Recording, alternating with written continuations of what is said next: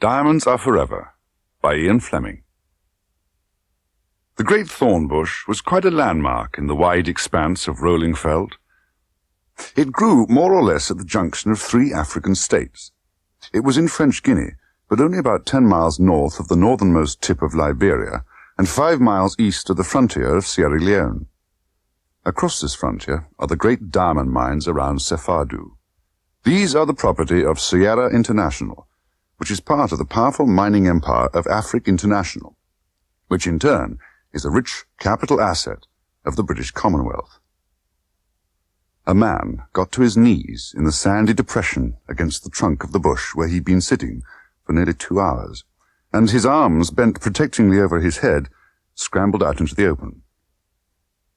The noise of the engine, which the man had been waiting for, was louder. As the man stood and stared up the path of the moon, he could just see a clumsy black shape coming fast towards him out of the east, and for a moment moonlight glinted on whirling rotor blades. The man rubbed his hands down the sides of his dirty khaki shorts and moved quickly round the bush to where the rear wheel of a battered motorcycle protruded from its hiding place. Below the pillion, on either side, there were leather toolboxes. From one of these he extracted a small, heavy package, which he stowed inside his open shirt against the skin. From the other he took 4 cheap electric torches and went off with them to where, 50 yards from the big thorn bush, there was a clear patch of flat ground about the size of a tennis court. At 3 corners of the landing ground he screwed the butt end of a torch into the ground and switched it on. Then, the last torch alight in his hand, he took up his position at the 4th corner and waited. The helicopter was moving slowly towards him, not more than 100 feet from the ground, the big rotor blades idling. It looked like a huge, badly constructed insect. To the man on the ground it seemed, as usual, to be making too much noise. Above him, the pitch of the rotor blades flattened imperceptibly, and the helicopter settled smoothly into the space between the 4 torches. The clatter of the engine stopped with a final cough. The tail rotor spun briefly in neutral, and the main rotor blades completed a few awkward revolutions and then drooped to a halt. After a pause to let the dust settle, the pilot banged open the door of the cockpit, pushed out a small aluminium ladder, and climbed stiffly to the ground. He waited beside his machine while the other man walked round the 4 corners of the landing ground, picking up and dousing the torches. The pilot was half an hour late at the rendezvous, and he was bored at the prospect of listening to the other man's inevitable complaint. He despised all Afrikaners, this one in particular. To a Reichsdeutscher and to a Luftwaffe pilot who'd fought under Gallon in the defense of the Reich, they were a bastard race, sly, stupid, and ill-bred. Of course, this brute had a tricky job, but it was nothing to navigating a helicopter 500 miles over the jungle in the middle of the night, and then taking it back again. As the other man came up, the pilot half raised his hand in greeting. "Everything all right?" "Well, I hope so. But you're late again. I shall only just make it through to the frontier by first light." "Magneto trouble. We all have our worries.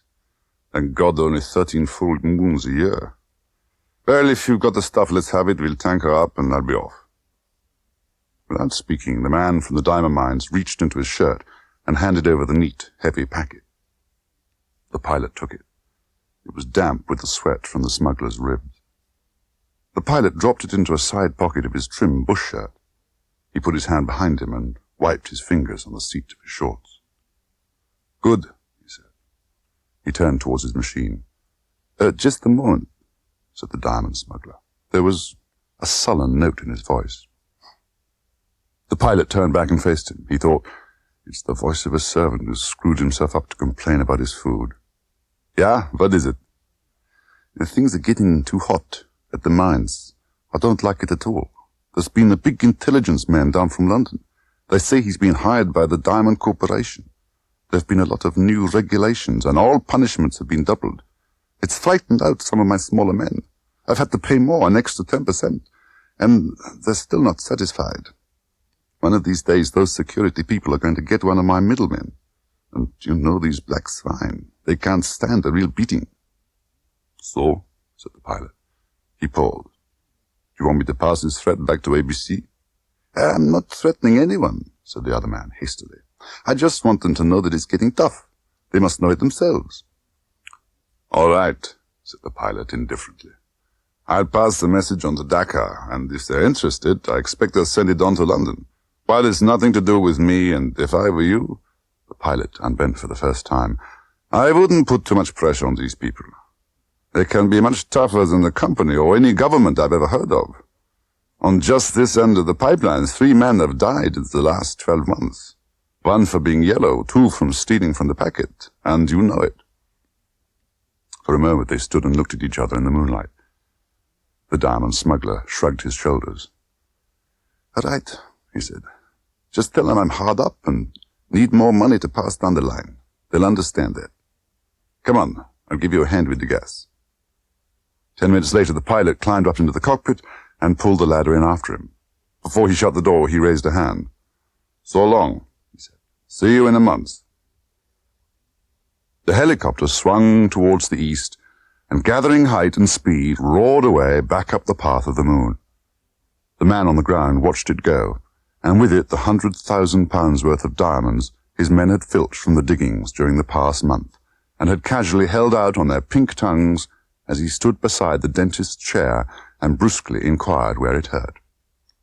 Still talking about their teeth, he would pick the stones out of their mouths and hold them up to the dentist's spotlight, and then, softly, he would say 50, 75, 100, and they always nodded and took the notes and hid them in their clothes and went out of the surgery with a couple of aspirins and a twist of paper as an alibi.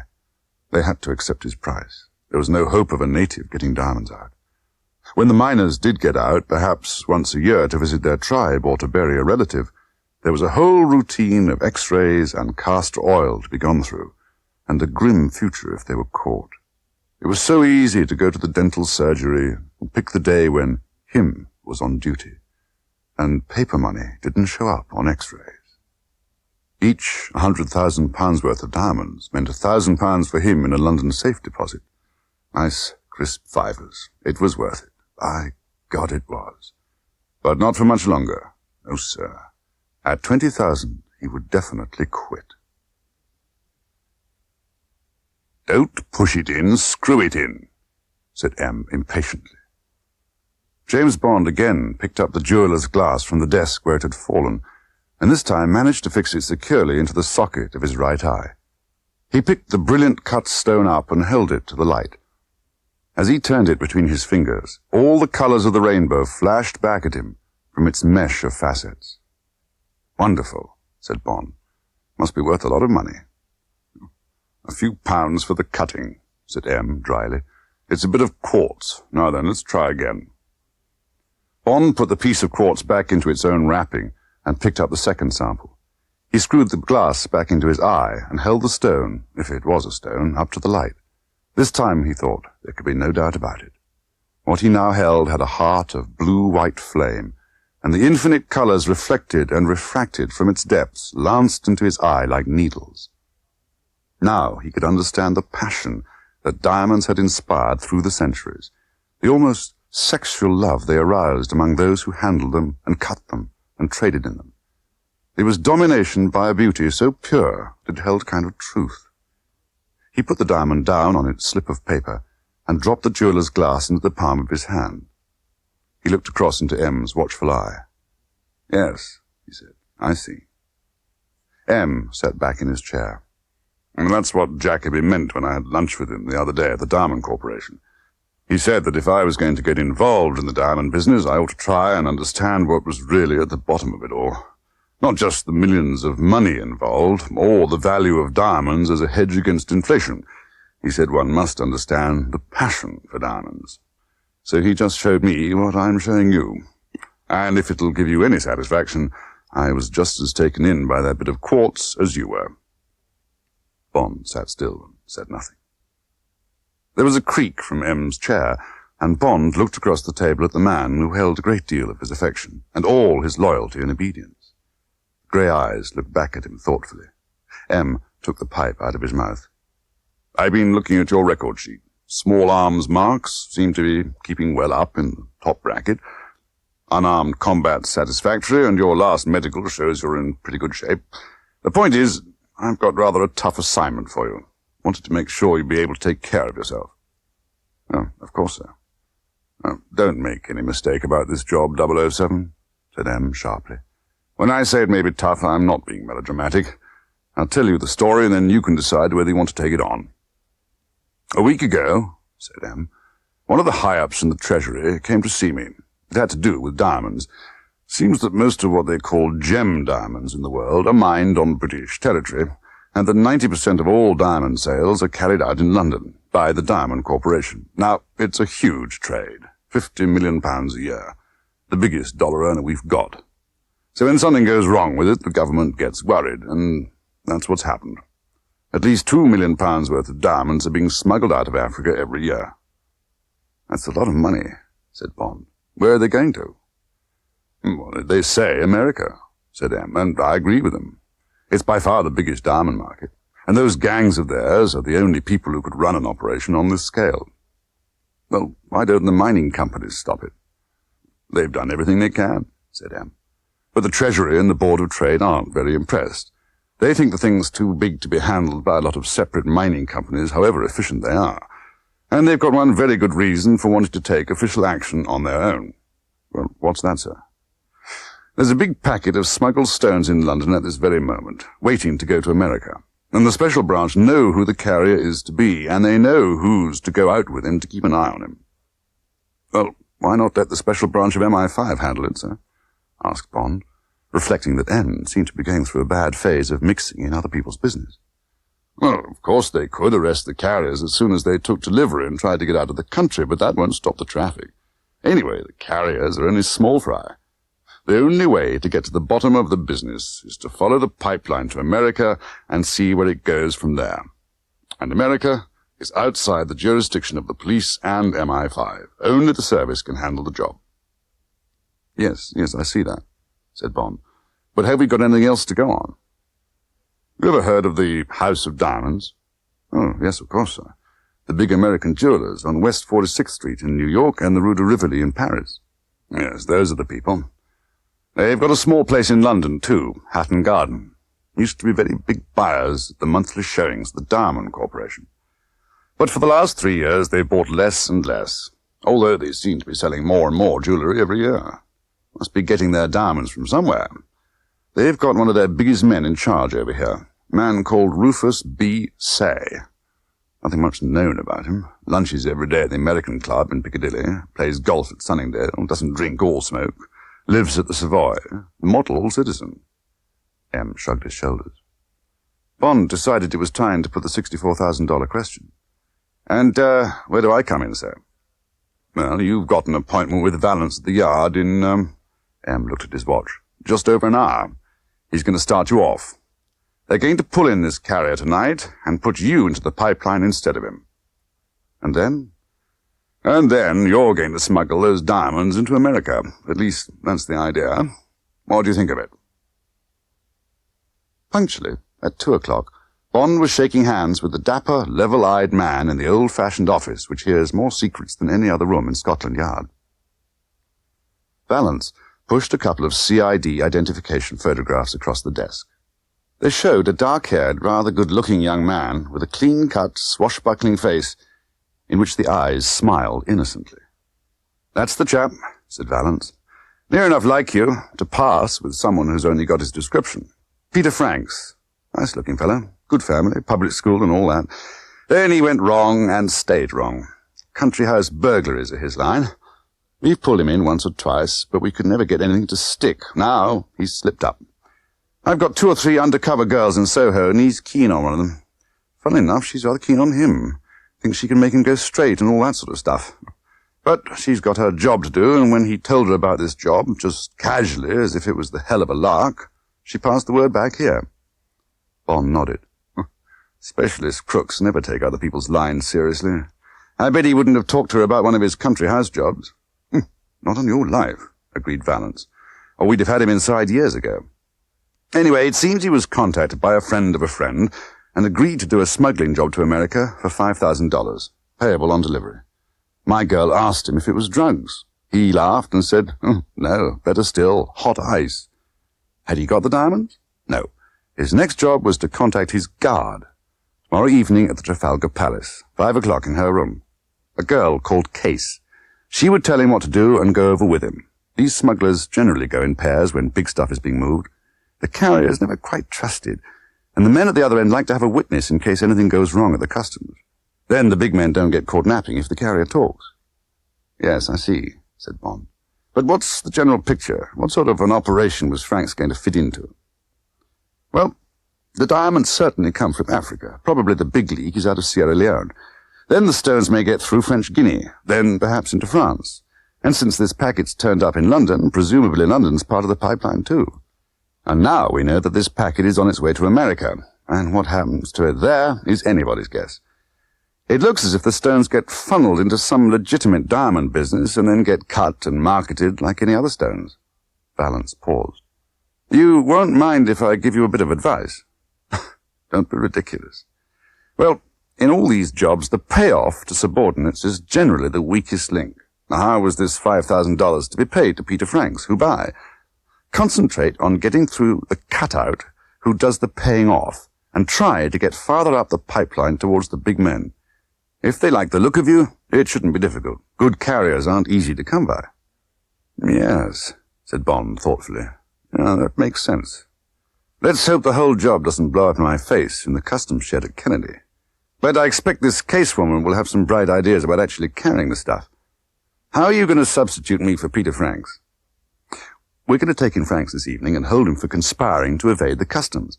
It'll break up a beautiful friendship with my girl, I'm afraid, but that's got to be faced. And then the idea is for you to make the rendezvous with Miss Case. Does she know anything about Franks? Well, just his description and his name, said Valance. At least, that's what we guess. I doubt if she even knows the man who contacted him. Everybody does one job in a watertight compartment. Then, if there's a hole in the sock, it doesn't run. You know anything about the woman? Well, passport details. American citizen, 27, born San Francisco, blonde, blue eyes, height 5'6", profession, single woman. Been over here a dozen times in the last 3 years. Always stays at the Trafalgar Palace. Never stays more than 2 weeks, never gives any trouble. And that's all. Don't forget that when you meet her, you'll have to have a good story yourself. Why you're doing the job and so on. All right, I'll see to that. Anything else we can help over? Bond reflected. What about this House of Diamonds lead the Treasury dreamed up? Seems a long shot. Any views? Well, I checked on this man's say, but again it's blank except for his passport details. American, 45, diamond merchant, and so on. Tell you what, why not go along and have a look at the place, and at him? You never can tell. Well, how would I set about that? Valance didn't answer. Instead, he pressed a switch on the big intercom on his desk.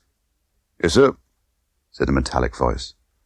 Send up Dankwart to the double, please, Sergeant, and then get me the House of Diamonds on the telephone. Gem merchants in Hatton Garden. Ask for Mr. Say. Sergeant Dankwart proved to be a nondescript man in plain clothes. His hair was thinning, he wore spectacles, and his complexion was pale. He might have been any senior clerk in any business. Afternoon, Sergeant, said Valance. This is Commander Bond of the Ministry of Defence. I want you to take Commander Bond to the House of Diamonds in Hatton Garden. He will be, Sergeant James of your staff. You think the diamonds from that Ascot job are on their way out to the Argentine through America. You will say so to Mr. Say, the top man there. You will wonder if it is possible that Mr. Say has heard any talk from the other side. His New York office may have heard something. You know, it's all very nice and polite, but just look him in the eye. Put as much pressure on as you can without giving any grounds for complaint. Then apologize and leave and forget all about it. All right? Any questions? No, sir, said Sergeant Dankwart stolidly. The appointment with Mr. Say at the House of Diamonds was fixed for 3:30. Bond and the sergeant arrived at 3:15. The waiting room was luxurious and, thanks to an unseasonable log fire in the Adam fireplace, tropically hot. In the center of the close-fitted dark red carpet, there was a circular Sheraton rosewood table, on which were the latest magazines and several copies of the Kimberley Diamond News. Dankwart's eyes lit up when he saw these, and he sat down and started to turn over the pages of the June issue. The room was very quiet, except for the hypnotic tick of a large sunburst wall clock and the soft murmur of voices from behind a door opposite the entrance. Suddenly, the rich, carpeted, ticking silence of the room struck like a cuckoo clock. Simultaneously, a log fell in the grate, the sunburst clock on the wall chimed the half-hour, the door was thrust open, and a big, dark man took 2 quick steps into the room and stood looking sharply from one to the other. "My name's Say," he said harshly. "What do you want?" The door was open behind him. Sergeant Dankwitz rose to his feet and walked politely but firmly round the man and closed it. Then he returned to the middle of the room. "I am Sergeant Dankwitz of the Special Branch of Scotland Yard," he said in a quiet, peaceful voice. "And this is Sergeant James. I'm making a routine inquiry about some stolen diamonds. It occurred to the Assistant Commissioner that you might be able to help us." "Yes," said Mr. Say. He looked contemptuously from one to the other of these 2 underpaid flat feet who had the effrontery to be taking up his time. "Go ahead." While Sergeant Dankwitz, consulting from time to time a small black notebook, recited a story studded with "on the 16th instance" and "it came to our knowledges," Bond made an unconcealed examination of Mr. Say, which appeared to perturb Mr. Say no more than the undertones of Sergeant Dankwitz's recitation. Mr. Say was a large, compact man with the hardness of a chunk of quartz. He had a very square face, whose sharp angles were accentuated by short, wiry black hair, cut en brosse and without side whiskers. His eyebrows were black and straight, and tucked in below them there were 2 extremely sharp and steady black eyes. Bond summed him up as a tough and capable man who had triumphed in a variety of hard schools and who looked as if he was still serving in one of them. "And these are the stones we're particularly interested in," concluded Sergeant Dankwitz. He referred to his black book. 1 20-carat Wesselton, 2 fine blue whites of about 10 carats each, 1 30-carat yellow Premier, 1 15-carat top Cape, and 2 15-carat Cape Unions. He paused. "Have any of those passed through your hands, Mr. Say, or through your firm in New York?" "No," said Mr. Say flatly. "They have not." He turned to the door behind him and opened it. "And now, good afternoon, gentlemen." Without bothering any further with them, he walked decisively out of the room, and they heard his footsteps go rapidly up a few stairs. A door opened and banged shut, and there was silence. As they drove back to Bond's flat off the King's Road, Sergeant Dankwitz relaxed his official face. "I quite enjoyed that," he said cheerfully. "Don't often meet a nut as tough as that one. Did you get what you wanted, sir?" Bond shrugged his shoulders. "Tell the truth, Sergeant, I didn't know exactly what I did want, but I was glad to get a good look at Mr. Rufus B. Say. Doesn't look much like my idea of a diamond merchant." Sergeant Dankwitz chuckled. "He's not a diamond merchant, sir," he said, "or I'll eat my hat." "Well, how do you know?" "Well, when I read out that list of missing stones, I mentioned a yellow Premier and 2 Cape Unions." "Yes? Well, it just happens there aren't any such things, sir." Bond felt the liftman watching him as he walked down the long, quiet corridor to the end room, room 350. Bond wasn't surprised.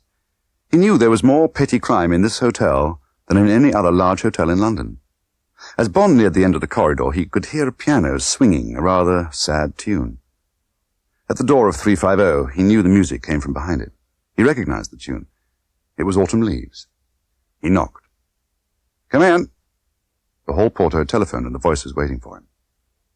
Bond walked into the small living room and closed the door behind him. "Lock it," said the voice. It came from the bedroom. Bond did as he was told and walked across the middle of the room until he was opposite the open bedroom door. She was sitting, half naked, astride a chair in front of the dressing table, gazing across the back of the chair into the triple mirror. The black string of her brassiere across the naked back, the tight black lace pants and the splay of her legs whipped at Bond's senses. The girl inspected him in the mirror, briefly and coolly. "I guess you're the new help," she said. "Take a seat and enjoy the music. Best light record ever made." Bond was amused. He obediently took the few steps to a deep armchair, moved it a little so that he could still see her through the doorway, and sat down. Miss Case resumed the silent contemplation of her face in the mirror, while the pianist played J'attendrai. Then it was the end of the record. She half-turned her head, and the blonde hair that fell heavily to the base of her neck curved with the movement and caught the light. "If you like it, turn it over," she said carelessly. "Be with you in a moment." She moved out of sight. Bond got up and walked over to the gramophone. There was a Pan American Airways label attached to the grip. It said, Miss T. Case. T? Bond walked back to his chair. Teresa? Tess? Thelma? Trudy? Tilly? None of them seemed to fit. He was still playing with the problem when she appeared quietly in the doorway of the bedroom. She wore a smart, black, tailor-made suit over a deep olive-green shirt buttoned at the neck, golden tan nylons and black, square-toed crocodile shoes that looked very expensive. One large baguette-cut diamond flared on the third finger of her right hand, and a flat pearl earring in twisted gold showed on her right ear, where the heavy, pale gold hair fell away from it. She was very beautiful in a devil-may-care way, as if she kept her looks for herself and didn't mind what men thought of them. "So, you're Peter Franks," she said, and the voice was low and attractive, but with a touch of condescension. "Yes, and I've been wondering what T stands for." She thought for a moment. "I guess you can find out at the desk," she said. "It stands for Tiffany. Now then, let's get down to business. In the first place, why did you take on this job?" "Somebody died." "Oh? Hot blood or cold blood?" "Hot blood. A fight." "Mm-hmm. So you want to get out?" "That's about it. And the money." "Got a wooden leg, false teeth?" "No. Everything's real." She frowned. "I'm always telling them to find me a man with a wooden leg." "Well, have you got any hobbies or anything? Any ideas about where you're going to carry the stones?" "No," said Bond. "I play cards and golf, but I thought the handles of trunks and suitcases were good places for this sort of stuff." "So do the customs men. What sort of golf balls do you use?" "Dunlop 65s. Maybe you've got something there."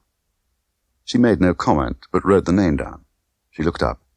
"Got a passport?" "Well, I have, but it's in my real name." "Oh, and what might that be?" "James Bond." She snorted. "Why not choose Joe Doe?"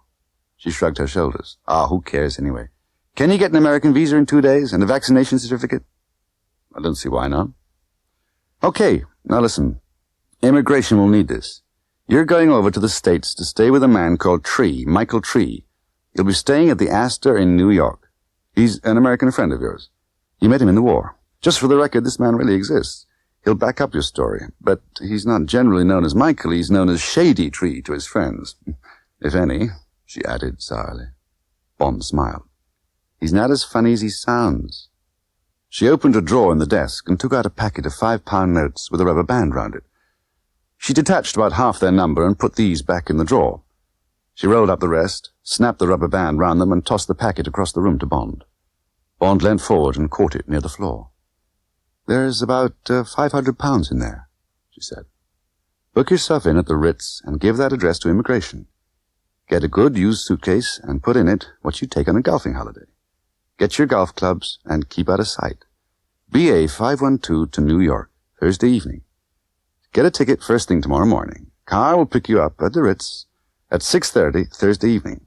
Driver will give you the golf balls. Put them in your bag. And don't think you can go into business for yourself with this stuff. The driver will stay alongside you until your luggage has gone out to the plane, and I'll be at London Airport. So, no funny business, okay?" Bond shrugged his shoulders. "What would I do with this kind of merchandise? It's too big for me. And what happens the other end?" "Well, another driver will be waiting outside the customs. He'll tell you what to do next.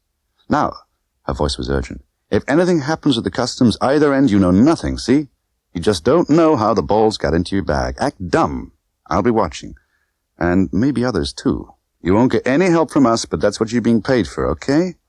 "Fair enough," said Bond. "The only person I could get into trouble would be you, and I wouldn't like that to happen." "Don't little girl me," she said scornfully. "We're on a job, and I can take care of myself. You'd be surprised." Bond smiled into the flashing grey eyes that were now dark with impatience. "Don't worry, I'll be a credit to you. But just relax and stop being so businesslike for a moment. I'd like to see you again. Could we meet in New York if everything goes all right?" Bond felt treacherous as he said the words. He liked this girl. He wanted to make friends with her. But it would be a question of using friendship to get further up the pipeline. She looked thoughtfully at him for a moment, and her eyes gradually lost their darkness. Her sharply compressed lips relaxed and parted a little. "Hell," she said. I've got nothing on Friday night. Guess we might have dinner. 21 Club on 52nd, 8 o'clock. If the job goes okay. Suit you? Fine, said Bond. He thought it was time to get out before he made a mistake. Now, he said efficiently, is there anything else? No, just keep away from me in the plane. Don't panic if anything goes wrong. If you work out okay, I'll try and get you some more of the same kind of jobs. Thanks, said Bond. I'd appreciate that. I'd enjoy working with you. With a slight shrug of the shoulders, she opened the door and Bond walked out into the corridor. He turned. See you at this 21 place of yours, he said. He wanted to say more, to find an excuse to stay with her, with this lonely girl who played the gramophone and gazed at herself in the mirror. But now her expression was remote. He might have been a complete stranger. Sure, she said indifferently. She looked at him once more, and then she closed the door slowly but firmly in his face. It was 6 o'clock on Thursday evening, and Bond was packing his suitcase in his bedroom at the Ritz. The telephone rang. He assumed it was the car early at the rendezvous, but it was the hall porter saying that there was a representative of Universal Export with a letter to be delivered personally to Bond. Send him up, said Bond, wondering. A few minutes later he opened the door to a man in plain clothes whom he recognized as one of the messengers from the pool at headquarters. Good evening, sir, said the man. He took a large plain envelope out of his breast pocket and handed it to Bond. I'm to wait and take this back when you've read it, sir. Bond waved the messenger to a chair and sat down at the writing desk opposite the window. Washington, said the memorandum, reports that Rufus B. Say is an alias for Jack Spang, a suspected gangster who has no criminal record. He is, however, twin brother to Serafimo Spang and joint controller of the Spangled Mob, which operates widely in the United States. The brothers Spang bought control of the House of Diamonds 5 years ago as an investment. The brothers also own a wire service which serves off-the-course bookmakers in Nevada and California and is therefore illegal. They also own the Tiara Hotel in Las Vegas, and this is the headquarters of Serafimo Spang and also the company offices of the House of Diamonds. Washington adds that the Spangled Mob is interested in other illegal activities such as narcotics and organized prostitution, and these lines are handled from New York by Michael Shady Tree, who has 5 previous convictions for various offenses. There was no signature. Bond ran his eyes down the page again, folded it, and placed it in one of the Ritz envelopes. He got up and handed the envelope to the messenger. Thanks very much, he said. Can you find your own way downstairs? Oh, yes, thank you, sir. Good night, sir. Good night. 10 minutes later, the telephone rang again. Your car's here, sir. Bond put down the receiver. So, here it was. The off. When a page came in for his bags, Bond followed him out of the room and along the corridor, and his mind was swept clean of everything except what waited at the mouth of the pipeline that lay open for him outside the swing doors of the Ritz Hotel. After the Hogarth roundabout, the driver pulled into the side. He opened the glove compartment and carefully removed 6 new Dunlop 65s in their black wrapping paper, and with the seals intact. Leaving the engine idling in neutral, he got out of the front seat and opened the rear door. Bond looked over his shoulder and watched the man unzip the ball pocket on his golf bag and, one by one, carefully add the 6 new balls to the miscellaneous old and new ones the pocket already contained. Then, without a word, the man climbed back into the front seat, and the drive continued. At London Airport, Bond unconcernedly went through the luggage and ticket routine, bought himself the Evening Standard, allowing his arm, as he put down his money, to brush against an attractive blonde in a tan travelling suit who was idly turning the pages of a magazine, and then he went on to passport control. The flight was uneventful. Bond knew that the crunch would come at Kennedy Airport. He was aware of Tiffany's watchfulness, but made no contact with her. The customs officer sauntered lazily over from the supervisor's desk to where Bond stood, his 3 pieces of luggage in front of him. Mr. Bond? Yes. Just your personal effects? Yes, that's all. Okay, Mr. Bond. The man tore a customs stamp out of his book and pasted it onto the suitcase. He did the same for the attaché case. He came to the golf clubs. He paused with the stamp book in his hand. What do you shoot, Mr. Bond? Bond had a moment of blackout. They're golf clubs. Sure, said the man patiently. But what do you shoot? What do you go round in? Oh, in the middle 80s, I guess. Never broken 100 in my life, said the customs officer. He gummed a blessed stamp on the side of the bag, a few inches away from the richest haul of contraband that had ever been missed at Kennedy. Have a good vacation, Mr. Bond. Thanks, said Bond. He beckoned a porter and followed his bags across to the last hurdle, the inspector at the door. The man bent over, searched for the stamps, overstamped them, and waved him through. Mr. Bond. It was a tall, hatchet-faced man with mud-colored hair and mean eyes. I have a car for you. As he turned and led the way out into the hot, early morning sun, Bond noticed a square bulge in his hip pocket. It was about the shape of a small-caliber automatic. The car was a black Oldsmobile. Bond climbed into the front seat, leaving the disposal of his luggage in the back and the tipping of the porter to the man in brown. When they'd left the cheerless prairie of Kennedy and had merged into the stream of commuter traffic on the Van Wyck Parkway, he felt he ought to say something. What's the program now? The driver gave him a quick glance. Shady wants you. Oh, does he? Said Bond. They cut across town and pulled up halfway down West 46th Street, the Hatton Garden of New York. Their destination was the House of Diamonds, Incorporated. Bond got out and opened the rear doors. He picked up his small attaché case and reached for the golf clubs. I'll take the sticks, said the driver behind him. Obediently, Bond hauled out his suitcase. The driver reached in for the clubs and slammed the door of the car. There was a man in a porter's lodge in the small hallway. As they came in, he looked sharply at Bond. Hi, said the driver. Mind if we leave the bags with you? Go ahead, said the man. Be okay in here. The driver, with Bond's clubs over his shoulder, waited for Bond beside the doors of an elevator across the hall. When Bond followed him inside, he pressed the button for the 4th floor and they rode up in silence. They emerged into another small hallway, crossed the frayed carpet to a glass-fronted door, and the driver knocked and walked through without waiting for an answer. Bond followed him and shut the door. A man with very bright red hair and a big, peaceful, moon-shaped face was sitting at a desk. There was a glass of milk in front of him. He stood up as they came in, and Bond saw that he was a hunchback. The hunchback moved slowly round the desk and over to where Bond was standing. He walked round Bond, making a show of examining him minutely from head to foot.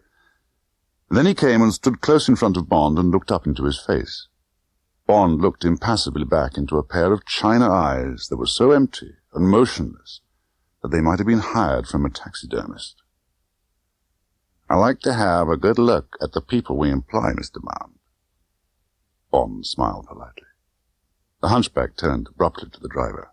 Rocky, get those balls out of the bag and cut 'em open, here. He gave a quick shake of his right arm and held his open hand out to the driver. On it lay a double-bladed knife with a flat handle bound with adhesive tape. Bond recognized it as a throwing knife. He had to admit that the bit of legerdemain had been neatly executed. The hunchback sat down and picked up the glass of milk. He looked at it with distaste and swallowed the contents in 2 huge gulps. He looked at Bond as if for comment. Ulcers? Asked Bond sympathetically. Who spoke to you? Said the hunchback angrily. His anger was transferred to the driver. What are you waiting for, Rocky? Put those balls on the table where I can see what you're doing. The number on the ball is the center of the plug. Dig 'em out.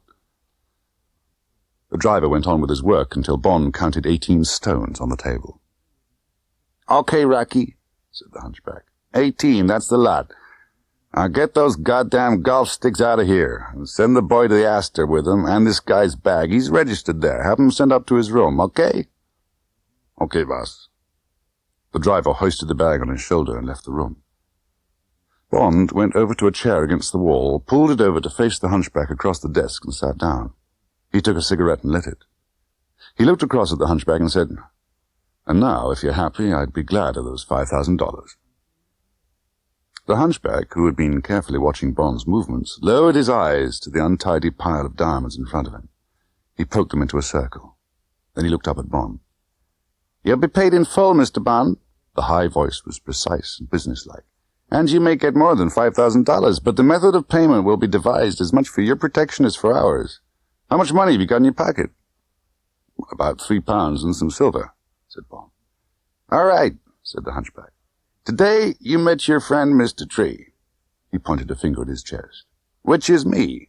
I owed you $500 for a bridge game we had at the Savoy, remember?" Bond nodded. "When we meet today, I toss you double or quits for it and you win, okay? So you now have $1,000 and I, a tax-paying citizen, will support your story. Here is the money." The hunchback took a wallet out of his hip pocket and pushed 10 $100 bills across the table. Bond picked them up and put them casually in the pocket of his coat. "And then," continued the hunchback, "you say you'd like to see some horse racing while you're over here, so I say to you, why not go and take a look at Saratoga? The meeting begins on Monday. And you say, okay, and you go on up to Saratoga with your $1,000 in your pocket, okay?" "Fine," said Bond. "And you back a horse there, and it pays off at least fives, so you have your $5,000, and if anybody asks where it came from, you earned it, and you can prove it." "What if the horse loses?" "It won't." Bond made no comment. So he was getting somewhere already, into the gangster world with a bang. But now for the big step through the cutout. "Well, that's fine," said Bond. "But I'd like to stay away from England for a bit. I suppose you couldn't do with an extra hand." The man looked down at the circle of diamonds in front of him and carefully, thoughtfully, poked it into a square. "Could be," he said thoughtfully. "Could be there'd be something else for you. You made no mistake so far. Call me up after the race and I'll tell you what the word is. Now, listen to what I say. This is my number. Put it down. Wisconsin 73697. And write this down, too. But keep it to yourself, or you may get your tongue cut out.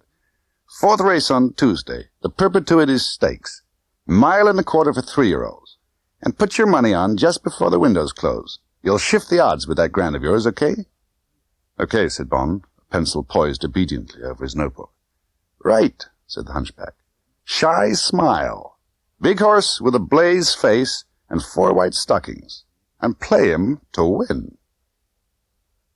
It was 12:30 when Bond went down in the elevator and out onto the roasting street. He turned right and walked slowly down towards Times Square. He'd walked for only a few minutes when it suddenly occurred to him that he was being followed. There was no evidence for it except a slight tingling of the scalp and an extra awareness of the people near him. And then something gripped his pistol arm and a voice snarled, "All right, Limey, take it easy unless you want lead for lunch." And he felt something press into his back just above the kidneys. Bond glanced down to see what was holding his right arm. It was a steel hook. Well, if the man had only one arm. Like lightning he swiveled, bending sideways and bringing his left fist round in a flailing blow, low down. There was a smack as his fist was caught in the other man's left hand, and at the same time there came the well-remembered laugh and the lazy voice saying, "No good, James. The angels have got you." Bond straightened himself slowly and for a moment could only gaze into the grinning, hawk-like face of Felix Leiter with blank disbelief. "So you were doing a front tail, you lousy bastard," he finally said. He looked with delight at the American secret agent with whom he'd shared so many adventures. "What the hell are you doing here? And what the hell do you mean, playing the bloody fool in this heat? For a moment you always made me nervous." "Nervous?" Felix Leiter laughed scornfully. "Ha! You were saying your prayers. And your conscience is so bad you didn't even know if you were going to get it from the cops or the gang, right?" Bond laughed and dodged the question. "Come on, you crooked spy," he said. "You could buy me a drink and tell me all about it. In fact, you could buy me lunch. You Texans are lousy with money." "Oh, sure," said Leiter. "In Texas, even the fleas are so rich they can hire themselves dogs. Let's go. Sardi's is just over the way." As they sipped medium-dry martinis, Leiter said, "Just tell me one thing. What business have you got with my old friend Shady Tree?" Bond swiveled casually in his chair. The tables near them were empty. He turned back and faced the American. "You tell me something first, Felix," he said softly. "Who are you working for these days? Still the CIA?" "No," said Leiter. "With my gun hand gone, they could only offer me desk work. So Pinkerton's made me a good offer. You know, the eye that never sleeps people. So now I'm just a door-basher private detective. As a matter of fact, I'm in charge of their race gang squad. Doping, crooked running, all that sort of thing. What about you? He lowered his voice. Still with the old firm? That's right, said Bond. On a job for them now? Yes. Undercover? Yes. Leiter sighed. He sipped his martini reflectively. Well, he said finally, you're a damn fool to be operating alone if it's anything to do with the Spangled boys. In fact, you're such a bad risk, I'm crazy even to be having lunch with you. Bond looked quizzically at the Texan. Am I right in thinking you're interested in something with a blaze face and 4 white stockings called Shy Smile? That's right, said Leiter. Running at Saratoga on Tuesday. And what might the running of this horse have to do with the security of the British Empire? Well, I've been told to back him, said Bond. $1,000 to win. Payoff for another job. I brought £100,000 worth of uncut diamonds in by plane this morning for Mr. Spang and his friends. Leiter's eyes narrowed. He gave a low whistle of surprise. Whew, boy, he said respectfully. You're certainly in a bigger league than me. I'm only interested because Shy Smile is a ringer. The horse that's due to win on Tuesday won't be Shy Smile at all. Shy Smile wasn't even placed the last 3 times he ran, and anyway, they've shot him. It'll be a very fast job called Pick-a-Pepper. Just by chance, he's got a blaze face and 4 white stockings, too. Big chestnut, and they've done a good job with his hooves and various other small points of difference. They've been getting this job ready for over a year. How do you know all this? Oh, blackmail, said Leiter cheerfully. I had a doping rap all lined up on one of the Spang stable boys. I'll let him buy his way out of it with the details of this little caper. What are you going to do about it? Remains to be seen. Going up to Saratoga on Sunday. Leiter's face lit up. Hey, why don't you come along with me? What do you say? Wonderful, said Bond. Couldn't be better. And now it's damn near 2 o'clock. Let's have some lunch, and I'll tell you my end of the story. I'm not going to sleep with you, said Tiffany Case in a matter-of-fact voice. So don't waste your money getting me tight. I just don't want to drink your vodka martinis under false pretenses. Bond laughed. Oh, you haven't ordered dinner yet, he said. I was going to suggest shellfish and hock. That might have changed your mind. The combination's supposed to have quite an effect. The waiter brought the martinis, shaken and not stirred as Bond had stipulated. He picked up his glass and looked at the girl over the rim. We haven't drunk to the success of a mission, he said.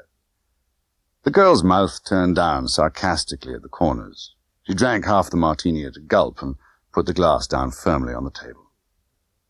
And as for your dress, Bond continued, it's a dream, and you know it is. I love black velvet, especially against a sunburnt skin. Altogether, I bet you're the prettiest smuggler in New York tonight. Who are you smuggling with tomorrow? She looked up at him through the smoke of her cigarette, and suddenly her eyes widened and then slowly narrowed again. I like you, they said. All is possible between us. But don't be impatient. And then the waiter came with the caviar. What am I doing tomorrow? Repeated Tiffany Case in the voice one puts on in front of waiters. Why, I'm gonna sashay off to Las Vegas. What about you? The waiter had gone. For a while they ate their caviar in silence. But there was no need to answer the question immediately. The wine waiter brought the champagne, and Bond tasted it. It was ice cold, and seemed to have a faint taste of strawberries. I'm going up to Saratoga, he said. I'm to back a horse that's to make me some money. I suppose it's a fix, said Tiffany Case sourly. You seem to have made quite a hit with Shady this morning. He wants to put you to work for the mob. That's fine, I'd like that, but who is the mob?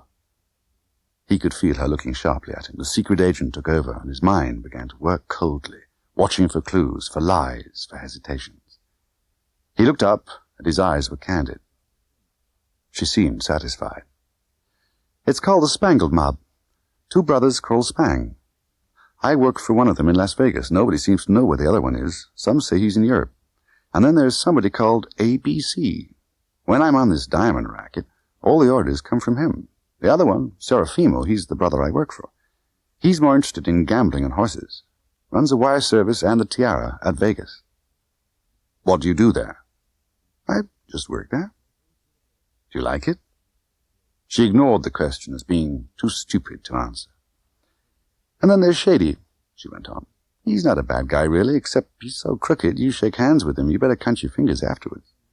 If I were you, I'd think the hell of a long time before you join our cozy little circle. And don't go and get in wrong with the mob.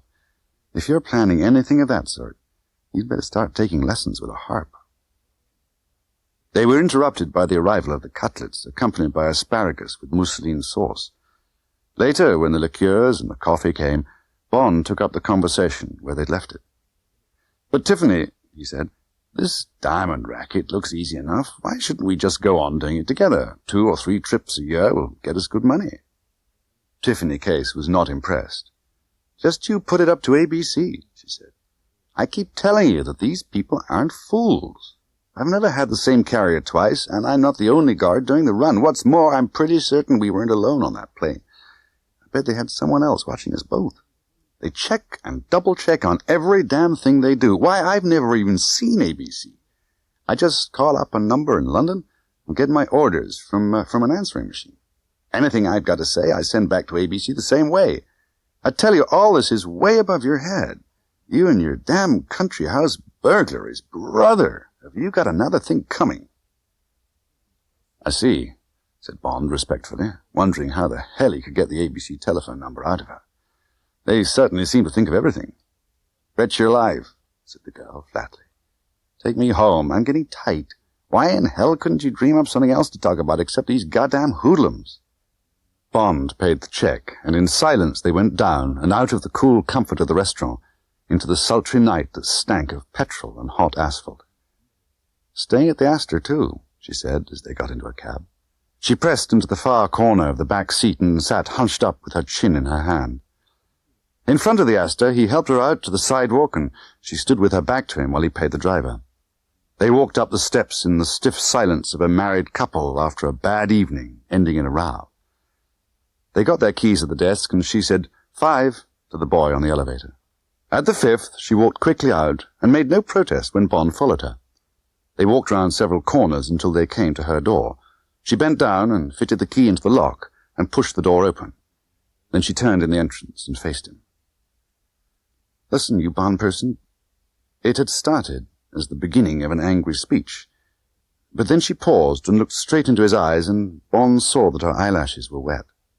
And suddenly she had flung an arm round his neck, and her face was against his, and she was saying, "Look after yourself, James. I don't want to lose you." And then she pulled his face against hers and kissed him once, hard and long, on the lips. But as Bond's arms went round her and he started to return the kiss, she suddenly stiffened and fought her way free, and the moment was over. With her hand on the knob of the open door, she turned and looked at him, and the sultry glow was back in her eyes. "Now get away from me," she said fiercely, and slammed the door and locked it. Bond sat high up in the grandstand at Saratoga, and through hired glasses watched Shy Smile's owner eating soft-shell crabs. While driving Bond up to Saratoga Springs, Leiter had filled in the background about the owner, trainer, and jockey of Shy Smile.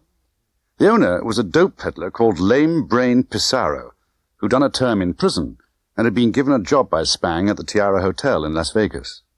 The trainer was another hoodlum called Rosie Budd. "Then there's the jock," said Leiter. "Ting-a-ling Bell. He's a good rider, but not above this sort of caper if the money's right and he's in the clear. I want to have a word with Ting-a-ling if I can get him alone. I've got a little proposition for him." Now, on the Saratoga racetrack, Pissarro was sitting in the restaurant enclosure 4 rows below Bond. Opposite him sat Rosie Budd, forking down frankfurters and sauerkraut. Pissarro looked like a gangster in a horror comic.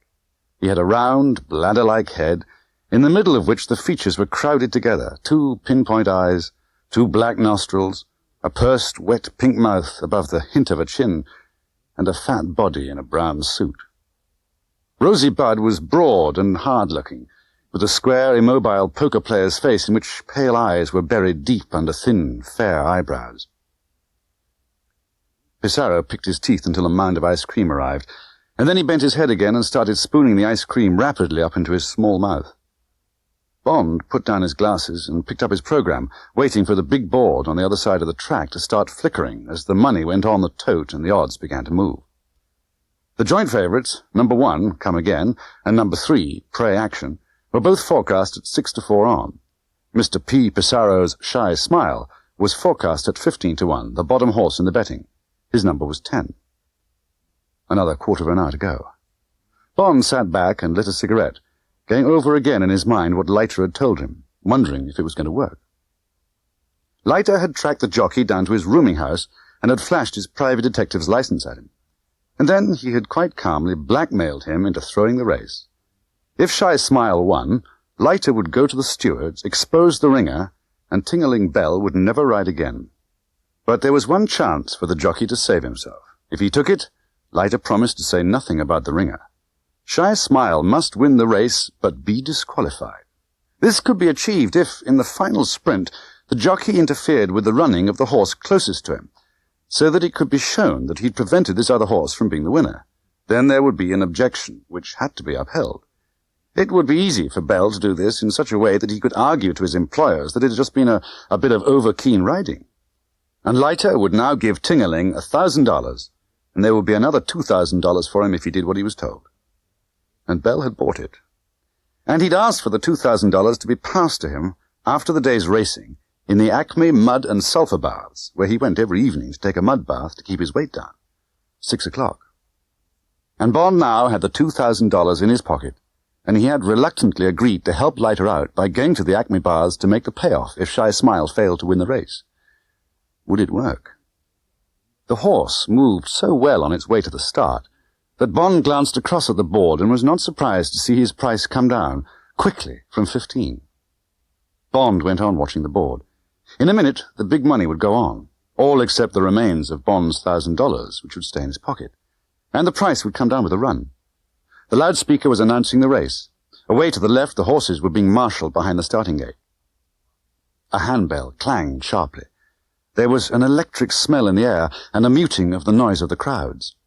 Then down thundered the ragged, charging line towards the grandstand and past and away in a scud of hooves and flying earth. There was a glimpse of sharp, pale faces half hidden by goggles, and a confusion of numbers amongst which Bond caught only the vital number 10, well to the fore and close into the rails. Number 5, a black outsider, was leading by a length. Was this some unknown horse that was going to steal the show? But then there was number 1 level with him, and then number 3. And number 10 half a length behind the leaders, and then the first top bend and the top straight, and number 3 was leading with Shy Smile second and number 1 a length behind. And Shy Smile was coming up level with the leader. He was level, and they were coming into the final corner. Bond held his breath. Now! Number 10 was ahead, right on the bend, but number 3 was inside on the rails, and the crowd was howling for the favourite. Now Bell was inching towards the grey, his head well down on his horse's neck on the outside, so that he could pretend that he couldn't see the grey horse on the rails. Inch by inch the horses drew closer, and suddenly Shy Smile's head hid number 3's head. Then his quarters were in front, and yes, number 3's boy suddenly stood right up in his stirrups, forced to take up by the foul, and at once Shy Smile was a length ahead. There was an angry roar from the crowd. Bond lowered his glasses and sat back, and watched as the foam-flecked chestnut thundered past the post below him, with Pray Action 5 lengths behind, and Come Again just failing to beat him into second place. Bond watched for the results to be posted. There was a chorus of whistles and catcalls. Number 10, Shy Smile, 5 lengths. Number 3, Pray Action, half a length. Number 1, Come Again, 3 lengths. And then there was a great burst of cheering. Opposite the name of Shy Smile, the word Objection, white on black, had been slipped in. Bond took out his handkerchief and wiped his hands. He could imagine the scene in the projection room behind the judge's box. Now they would be examining the film. Bell would be standing there looking hurt, and beside him, number 3's jockey, looking still more hurt. Would the sweat be running down Pissarro's fat jowls into his collar? Would some of the other owners be there, pale and angry? And then came the loudspeaker again, and the voice saying, "Attention, please. In this race, number 10, Shy Smile, has been disqualified, and number 3, Pray Action, has been declared the winner. The result is now official." Amidst the thunder of the crowd, Bond got stiffly up from his seat and walked off in the direction of the bar. And now for the payoff. He was uneasy about it. And yet the Acme Baths sounded an easy enough place. But after that he would have to stop working for Pinkerton's. Call up Shady Tree and complain about not getting his $5,000.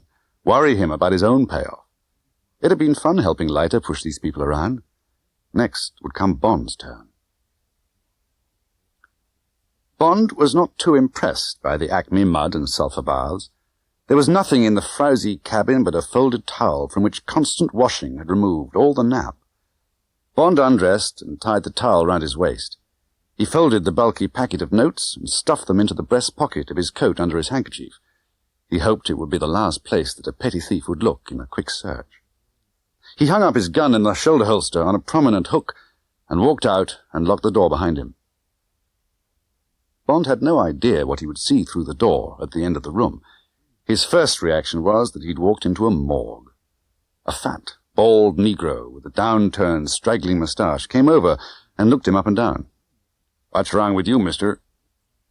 "Nothing," said Bond shortly. "Just want to try a mud bath." "Okay," said the Negro. "Any heart trouble?" "Nope." "Okay, over here." Bond followed the Negro across the slippery concrete floor to a wooden bench, alongside a pair of dilapidated shower cubicles, in one of which a naked body hung with mud was being hosed down by a man with a cauliflower ear. "We're right with you," said the Negro casually, his big feet slapping against the wet floor as he sauntered off about his business. Bond took his eyes off the Negro and looked over the rest of the Acme mud bath. It was a square, grey, concrete room. Against the walls were trestle tables. Bond automatically counted them. 20. On each table was a heavy wooden coffin with a 3/4 lid. In most of the coffins, the profile of a sweating face showed above the wooden sides and pointed up at the ceiling. One coffin stood open, its lid up against the wall and its side hinged down. This seemed to be the one destined for Bond. The Negro was draping a heavy, unclean-looking sheet over it and smoothing it down to form a lining to the box. When he'd finished, he went to the middle of the room and chose 2 from a line of pails, filled to the top with steaming dark brown mud, and dropped them with a double clang beside the open box. Then he dug his huge hand into one of them and smeared the thick, viscous stuff along the bottom of the shroud, and went on doing this until the whole bottom of it was 2 inches thick with mud. He turned and beckoned to Bond. "Okay, mister," he said. "You ever had one of these before?" "No." Thought maybe not, so I'm giving you the mud at 110. If you're acclimated, you can take 120, even 130. Lie down there." Bond gingerly climbed into the box and lay down, his skin smarting at its first contact with the hot mud. When he was settled, the Negro dug both hands into one of the buckets of fresh mud and proceeded to slap it all over Bond's body. At last the Negro had finished, and Bond was loaded with hot mud. Only his face and an area around his heart were still white. With a swift movement, the Negro bent down and picked up the edges of the sheet and wrapped them tightly round Bond's body and his arms. Bond could just move his fingers and his head, but otherwise he had less freedom of movement than in a straitjacket. Then the man closed the open side of the coffin, lowered the heavy wooden lid, and that was that. The Negro took a slate down from the wall above Bond's head and glanced at a clock high up on the far wall and scribbled the time down. It was just 6 o'clock. 20 minutes, he said. "Feel good?" Bond gave a neutral grunt. At 3 minutes past 6, the door opened to admit the naked, scrawny figure of Ting-a-ling Bell. He had a sharp, weaselly face and a miserable body on which each bone showed. He walked cockily into the middle of the room.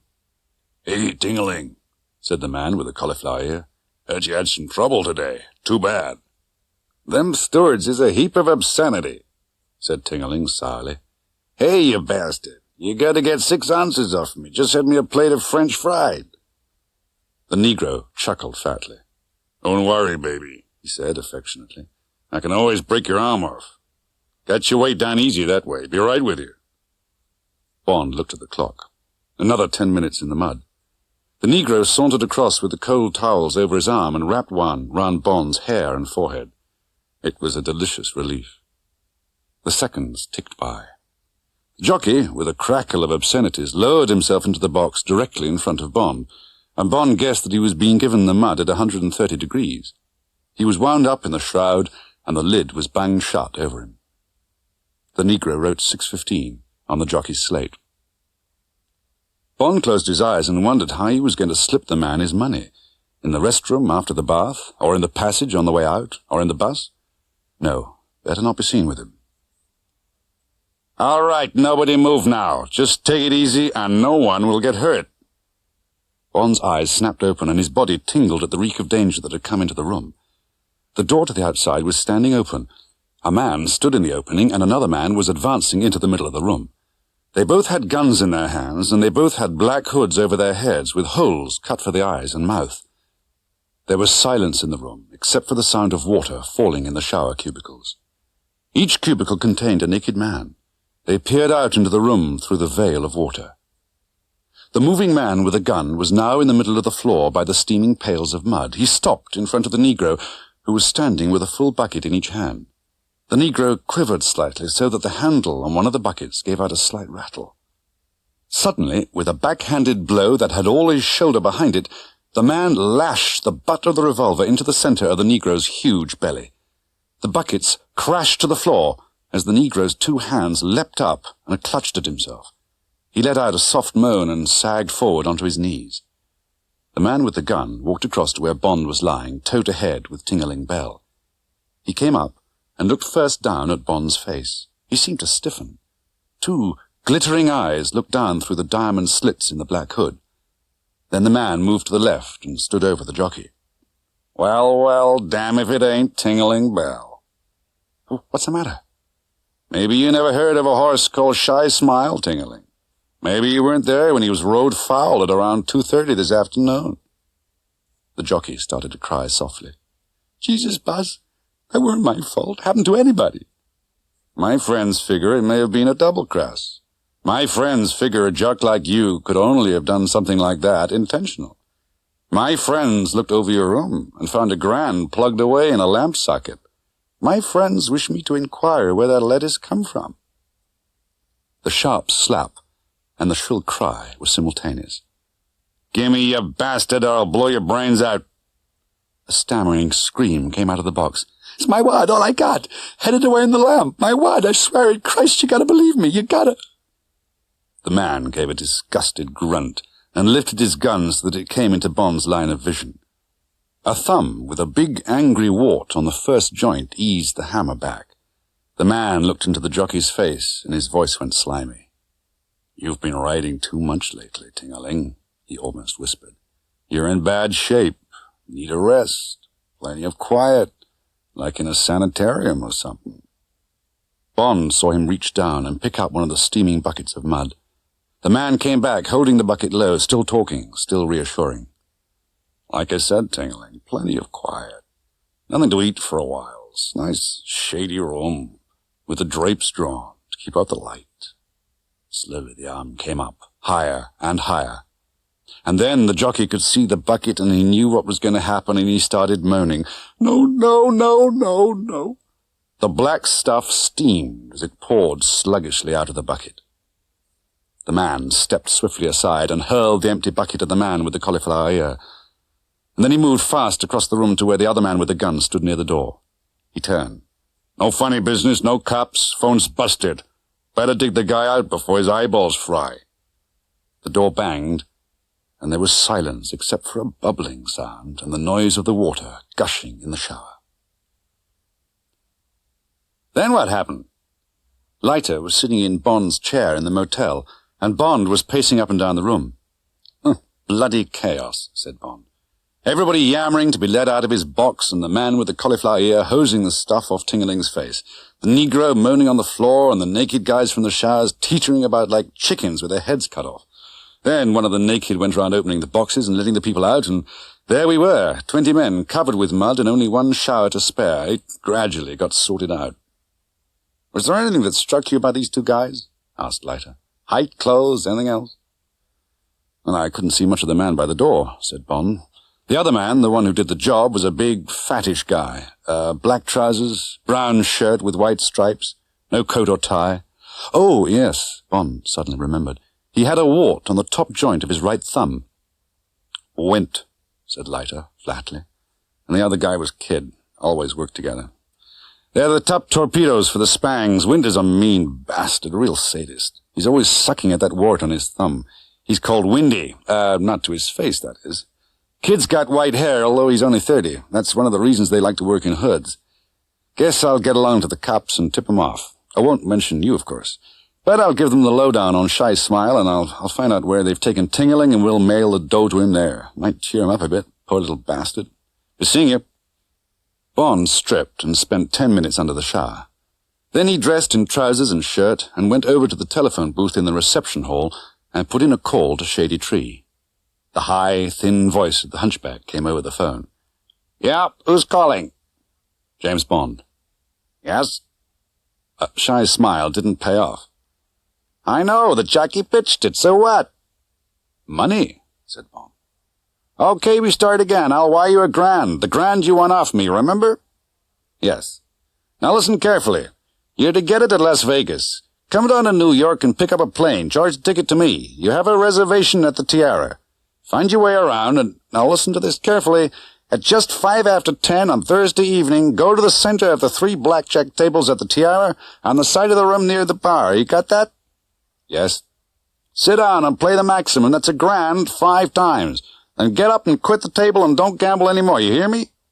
Yes. Your check is paid at the Tiara. After the game, hang around and wait for further instructions. You got that? Repeat. Bond did so. Check, said the hunchback. Don't talk and don't make a mistake. We don't like mistakes. There was a soft click. Bond put down the receiver and walked thoughtfully across the lawn to his room, where Leiter joined him and brought him up to date. The Spangled boys had all checked out. Pissarro, Bud, Wint, Kid. The FBI are on the case now, said Leiter. But without you as a witness, nobody's going to have any idea who the 2 gunmen were, and I'd be surprised if the FBI got very worked up about Pissarro and his horse. They'll leave that to me and my outfit. I've talked to head office, and they've told me to get out to Vegas and somehow find out where the remains of the real Shy Smile are buried. I've got to lay my hands on his teeth. How'd you like that? So you're going to Las Vegas, too, said Bond. Funny coincidence, Department. He told Leiter about his conversation with Shady Tree. Sure, said Leiter. No coincidence about it. We're both traveling bad roads, and all bad roads lead to the bad town. Shan't be able to see much of you right under the Spang nose, but maybe we could meet up from time to time and exchange notes. Tell you what, he added, we got a good man there, undercover. Cab driver by the name of Correo, Ernie Correo. He's a good guy. And I'll pass the word you're coming, and he'll look after you. In Las Vegas, the heat hit Bond's face like a fist. As he pushed his way out of the airport, a voice behind him said, "You for the Tiara?" A chunky man with large, very direct brown eyes under a chauffeur's peaked cap shot the question at him from a wide mouth from which a wooden toothpick jutted. "Yes." "Okay, let's go." Bond followed him over to a smart-looking Chevrolet, threw his suitcase into the back, and climbed in after it. The car moved off and out of the airport onto the parkway. Bond felt himself being examined in the driving mirror. He looked up at the driver's identification tag. It said, Ernest Correo, number 2584. "I believe you're a friend of Felix Leiter." "Sure," said the driver over his shoulder. "Nice guy. Told me to watch out for you. Staying long?" "I can't say," said Bond. "Few days, anyway." "Tell you what," said the driver. "Don't think I'm trying to jip you, but if we're going to do some work together and you got some dough, maybe you better hire the cab by the day. $50, but I gotta make a living. It'll make sense to the front boys of the hotels and so on. Like that, they'll understand me hanging about waiting for you half the day. They're a suspicious lot of bastards on the strip." "Couldn't be better. It's a deal." "Okay." The driver expanded a little. "You see, Mr. Bond, the folks around here don't like anything out of the ordinary. They're suspicious. I mean, yeah, they look like anything except a tourist who's come to lose his wad, and, well, I get a bad case of nose trouble." They were just entering the famous strip. "Coming into the strip now," said the driver. "Otherwise known as Rue de la Paix, spelt P-A-Y. Joke. See?" "Got it," said Bond. "On your right, the Flamingo," said Ernie Correo as they passed a low-lying, modernistic hotel with a huge tower of neon, now dead, outside it. "And that dump with the flat iron sign is the Sahara. Latest thing. Listed owners are a bunch of small-time gamblers from Oregon. That's a dummy western town on the left, worth seeing. And over there is the Thunderbird, and across the road's Tiara. Snazziest joint in Vegas. Guess you know about Mr. Spang and all that."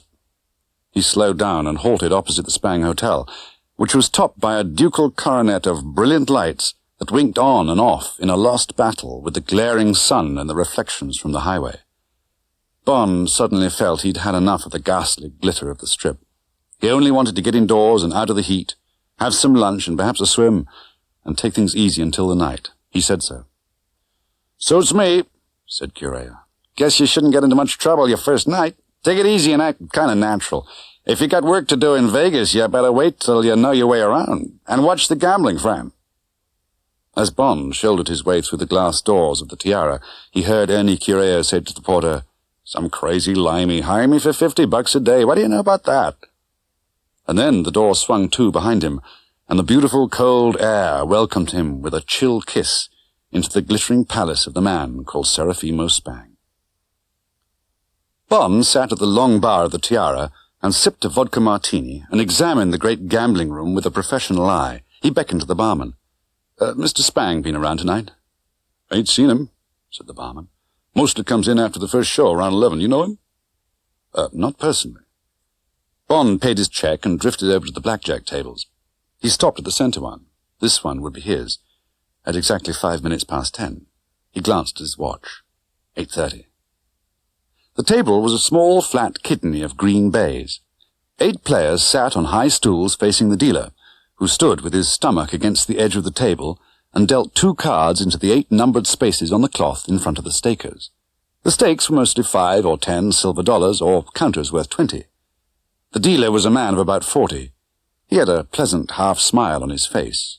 He wore the dealer's uniform, white shirt buttoned at the wrists, a thin black Western gambler's tie, a green eyeshade, black trousers. There was no talk at the table except when a player ordered a courtesy drink from one of the waitresses in black silk pajamas who circulated in the central space inside the ring of tables. From this central space, the run of the play was watched over by 2 tough, lynx-eyed pit bosses with guns at their waists. The game was quick and efficient and dull. Bond watched for a while and then walked through to the restaurant. The hostess swept over and piloted him to a corner table.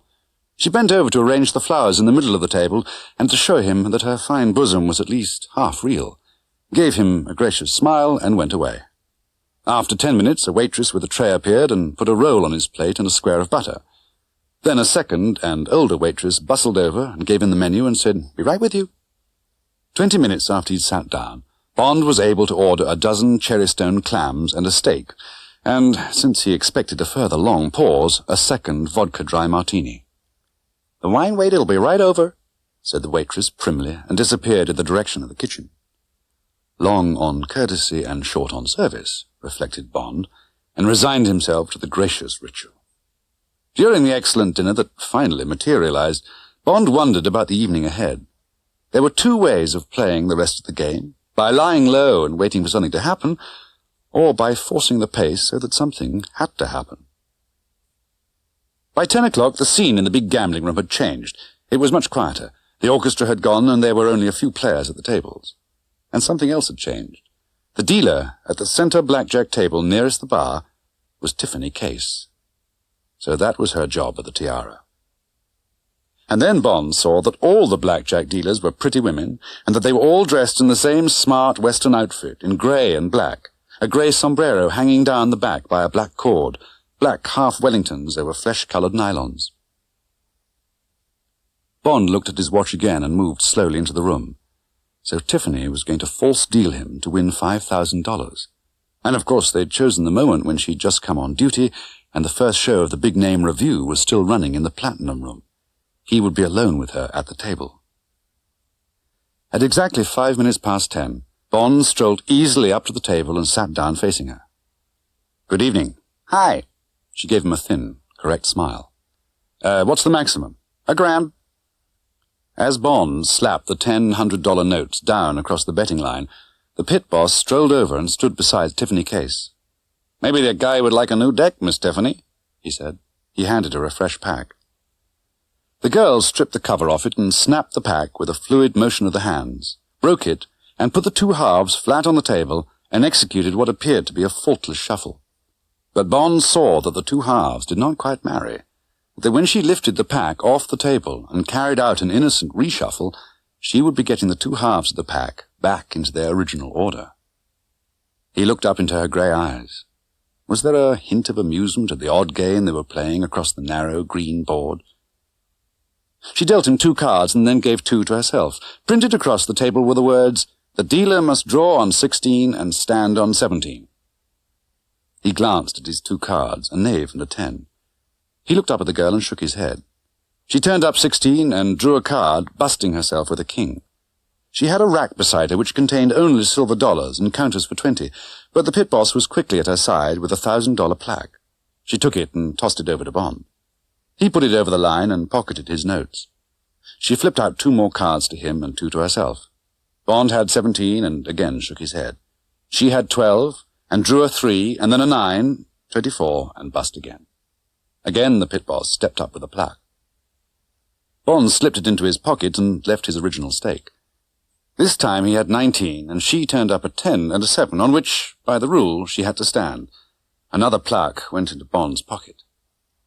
The wide doors at the far end of the room had opened, and a stream of people were milling into the gambling room from the dinner review. She was looking at him impatiently. She quickly dealt him 2 more cards, just as 3 more players came up to the table and hitched themselves up on the stools. He had 19, and she had 16.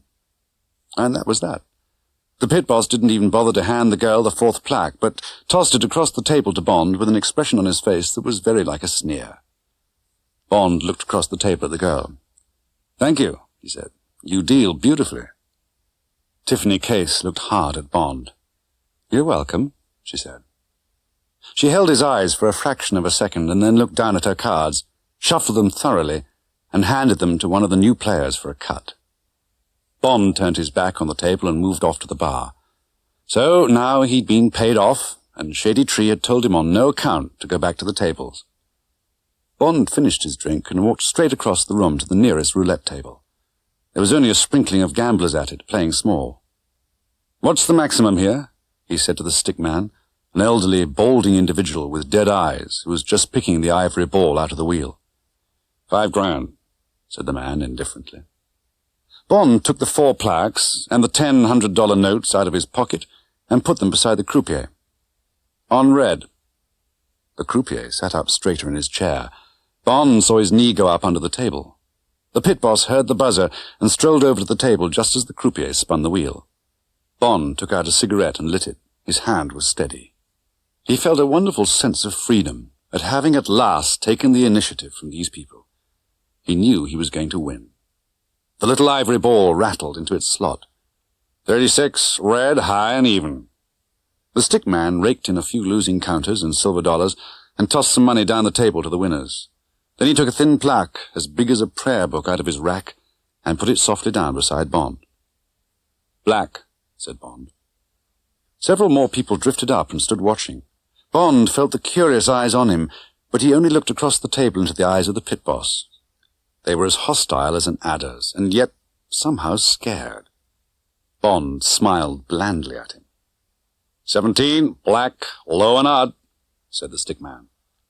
There was a sigh from the crowd, and hungry eyes watched the big plaque being slipped out of the rack and placed in front of Bond. Once more, thought Bond, but not this turn. "I'll stay away," he said to the croupier. And then there was another man inside the pit, standing beside the pit boss, and he was looking at Bond with bright, hard eyes like camera lenses, and the fat cigar exactly in the center of his red lips was pointing straight at Bond like a gun. The big, square body in the midnight blue tuxedo was quite motionless, and a sort of tense quietness exuded from it. The face was ivory pale, but there was a likeness to the brother in London in the very straight, angry black brows, and the short cliff of wiry hair cut en brosse, and in the ruthless jut of the jaw. The wheel whirred again. It fell into one of the 2 green slots in the wheel, and Bond's heart lifted at the escape he'd had. 00, said the stick man, raking in all the money on the table. Now for the last throw, thought Bond. And then out of here with $20,000 of the Spang money. Red. He handed a $5,000 plaque to the croupier and watched it slither down the table. Would the last coup be asking too much of the wheel? No, decided Bond with certitude, it would not.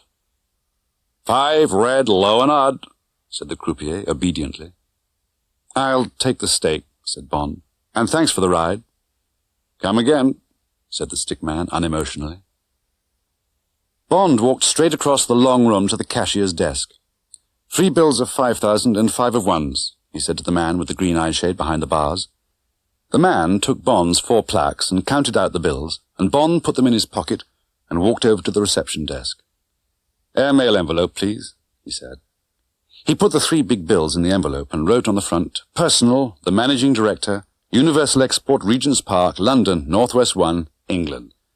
Then he bought stamps at the desk and slipped the envelope down the slot marked U.S. Mail, and hoped that there, in the most sacrosanct repository in America, it would be safe. "How'd you make out?"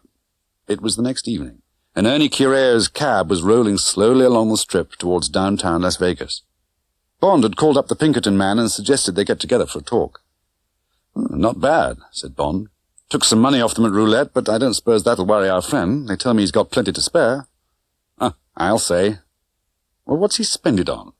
"Oh, he's just crazy about the Old West. He bought himself a whole ghost town way out on Highway 95. He's rebuilt the whole place. Wooden sidewalks, fancy saloon, even the old railroad station. Way back in 05 or thereabouts, this dump, Spectreville it's called, was a rare in Silver Camp.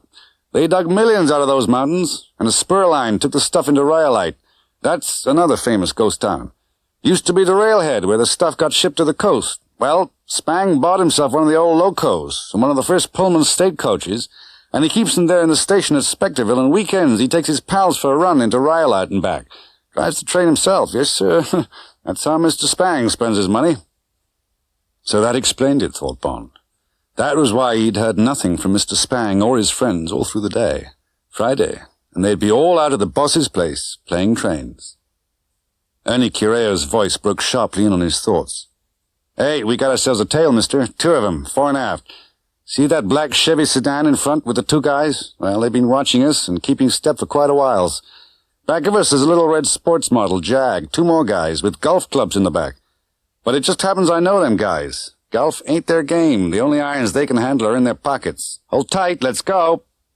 Suddenly, Ernie Curé put his brakes full on and dry-skidded to a stop with a scream of his tires. There was a shattering splinter of metal and glass as the Jaguar hit their fenders. The cab lurched forward against its brakes, and then the driver jammed it into gear and, with a horrible tearing of iron, freed himself from the smashed radiator of the car behind and accelerated away down the road. There was a clang and 2 sharp cracks as they flashed past the Chevrolet. A handful of safety glass showered around Bond. Ernie Cureo swore, and the car gave a swerve and then got back on its course. Bond knelt on the back seat and knocked out the glass of the rear window with the butt of his gun. The Chevrolet was coming after them, its eyes blazing. "Hold it," said Cureo in an odd, muffled voice. "Gonna do a sharp turn and stop under cover the next block. Give you a clear shot as they come round after us." Bond braced himself as the tires screamed, and the car lurched on 2 wheels and then righted itself and stopped. Then he was out of the door and crouching with his gun up. The lights of the Chevrolet tore into the side road, and there was a squeal of tortured rubber as it made the turn on the wrong side. Now, thought Bond, before he can straighten up. Crack! A pause. Crack, crack, crack! 4 bullets at 20 yards, dead on the target. The Chevrolet did not straighten up. It went over the curb on the other side of the road, smashed into a lamp stand and then turned completely round and slowly toppled over on its side. As Bond watched it, waiting for the echoes of the smashing metal to stop ringing in his ears, flames started to bleed slowly from the chromium mouth of the car. Someone was scrabbling at a window trying to get out. Bond had started to cross the road when there was a groan from the front seat of the cab, and he turned round to see Ernie Cureo slip from under the wheel to the floor. Bond forgot the burning car as he tore open the door of the cab and leant over the driver. There was blood everywhere, and the whole of the driver's left arm was soaked in it. "Oh, brother," he said through clenched teeth. "Get me out of here, mister, and drive like hell. Next thing that Jag will be after us. Then get me to a medic." "Okay, Annie," said Bond, slipping behind the wheel. "I'll take care of it." "Keep going," muttered Ernie Cureo. "See anything in the mirror?" "Well, there's a low-slung car with a spotlight coming after us fast," said Bond. "Could be the Jag. About 2 blocks away now." He stamped on the accelerator, and the car hissed through the deserted side street. "Keep going," said Ernie Cureo. "We gotta hide up someplace and let them lose us. Tell you what, drive-in movie. See those lights? Get in there quick. Straight over the sand between those cars. Off lights, easy. Stop. The car came to rest in the back row of half a dozen ranks of cars lined up to face the concrete screen that soared up into the sky and on which a huge man was just saying something to a huge girl. Bond turned and looked back down the lanes of metal standards like parking meters, from which speakers could be connected with your car to pick up the sound. As he watched, 1 or 2 cars drove in and ranged themselves in the rear rank. Won't be long, Ernie. Try and stick it. Bond turned and strained his eyes across the dark expanse behind him. Still nothing. He glanced at the neighbouring cars. 2 faces glued together. 2 prim, rapt, elderly faces staring upwards. And then a dark figure rose up from the ground and a gun was in his face, and a voice on the other side of the car beside Ernie Cureo whispered softly, "Okay, fellas, take it easy." Bond looked into the suety face beside him. The eyes were smiling and cold. "Out, Limey, or your pal's cold turkey. My friend has a silencer. You and we are going for a little ride." "Okay, Ernie," Bond said. "Better 1 than 2. I'll go with them. I'll soon be back to get you to the dock. Take care of yourself." "Sorry, friend," said Ernie Cureo in a tired voice. "I guess—" But then there was a sharp thud as the gun hit him behind the ear, and he slumped forward and was silent. Bond stepped slowly out of the car. Go ahead to the gate, said Suet-Face softly. Look natural. I got you covered. The red Jaguar with its shattered windshield was outside the entrance, up against the wall of the enclosure. Bond let them take his gun and climbed in beside the driver. "Nice little car you once had," said Bond. "Where are we going in the remains?" "You'll see," said the driver, a bony man with a cruel mouth and sideburns. He swung the car out onto a 2-lane highway that ribboned away across the moonlit desert towards the mountains. There was a big sign which said 95, and Bond remembered what Ernie Cureo had told him and knew that he was on his way to Spectreville. 2 hours later they drew up among the grey clapboard houses and shops marked Drugs, Barber, Farmers Bank and Wells Fargo, under a hissing gaslight outside a 2-story building which said in faded gold, Pink Garter Saloon. From behind the traditional sawn-off swing doors, yellow light streamed out onto the street. The whole scene was like something out of an exceptionally well-mounted western. "Out, Limey," said the driver. "Yeah, come on, sissy," said the other man, giving him a nudge with his loosely held gun. Bond limped heavily as he followed the man to the door of the saloon. He paused as the swing doors flapped back into his face. He felt the prod of the driver's gun from behind. Now, Bond straightened himself and leapt through the still swinging door. His hands shot out and caught the man in front above the elbows. He lifted him off his feet and swung him round and into the swing doors and into the driver, who was halfway through them. The whole clapboard house trembled as the 2 bodies met, and the driver fell back through the doors and crashed onto the sidewalk. The other man's gun clattered to the floor. Bond was on him like a panther, raining in blows to the body until the gangster began to sag. Then he put out all his strength, made almost a full turn to gather momentum, and slung the bodies sideways into the room. There was a first twanging crash as the flying figure hit the upright pianola, and then, with an explosion of metallic discords and breaking wood, the dying instrument toppled over, and with the unconscious gangster spread-eagled across it, thundered to the floor. Amidst the diminishing crescendo of echoes, Bond stood in the centre of the room, the breath rasping in his throat. "Cut!" It was a girl's voice, and it came from the direction of the bar. Bond turned slowly round. 4 people had come into the saloon. They were standing in line with their backs to the mahogany and brass bar. A step in front of the other 3 stood the leading citizen of Spectreville, resplendent, motionless, dominant. Mr. Spang was dressed in full Western costume down to the long silver spurs on his polished black boots. His big head was thrust slightly forward, and his eyes were cold, fierce slits. On Mr. Spang's right, with her hands on her hips, was Tiffany Case. In a Western dress of white and gold, she looked like something out of Annie Get Your Gun. The other half of the quartet were the 2 men in black hoods from Saratoga. Each of them held a gun trained on Bond's heaving stomach. Mr. Spang broke the silence. "Bring him over." There was a faint jingle of spurs on the wooden floor as Mr. Spang left the room. With a last look at Bond, a look that held some message that was more than the obvious warning, the girl followed him. The two men came up to Bond, and the big one said, "You heard?" Bond walked slowly after the girl, and the two men lined up behind him. There was a door behind the bar. Bond pushed through it and found himself on a plank station platform. And then Bond stopped in his tracks and hardly noticed a sharp prod in the ribs from a gun barrel. It was probably the most beautiful train in the world. Its polished brass handrails and heavy warning bell above the long, gleaming barrel of the boiler glittered under the hissing gaslights of the station. Above the two tall driving wheels in fine early Victorian gold capitals was written, "The Cannonball." Coupled to the tender was a maroon-coloured state Pullman. "Guess you never seen nothing like that, Limey," said one of the guards proudly. "Now get going." His voice was muffled by the black silk hood. The interior of the Pullman glittered with Victorian luxury.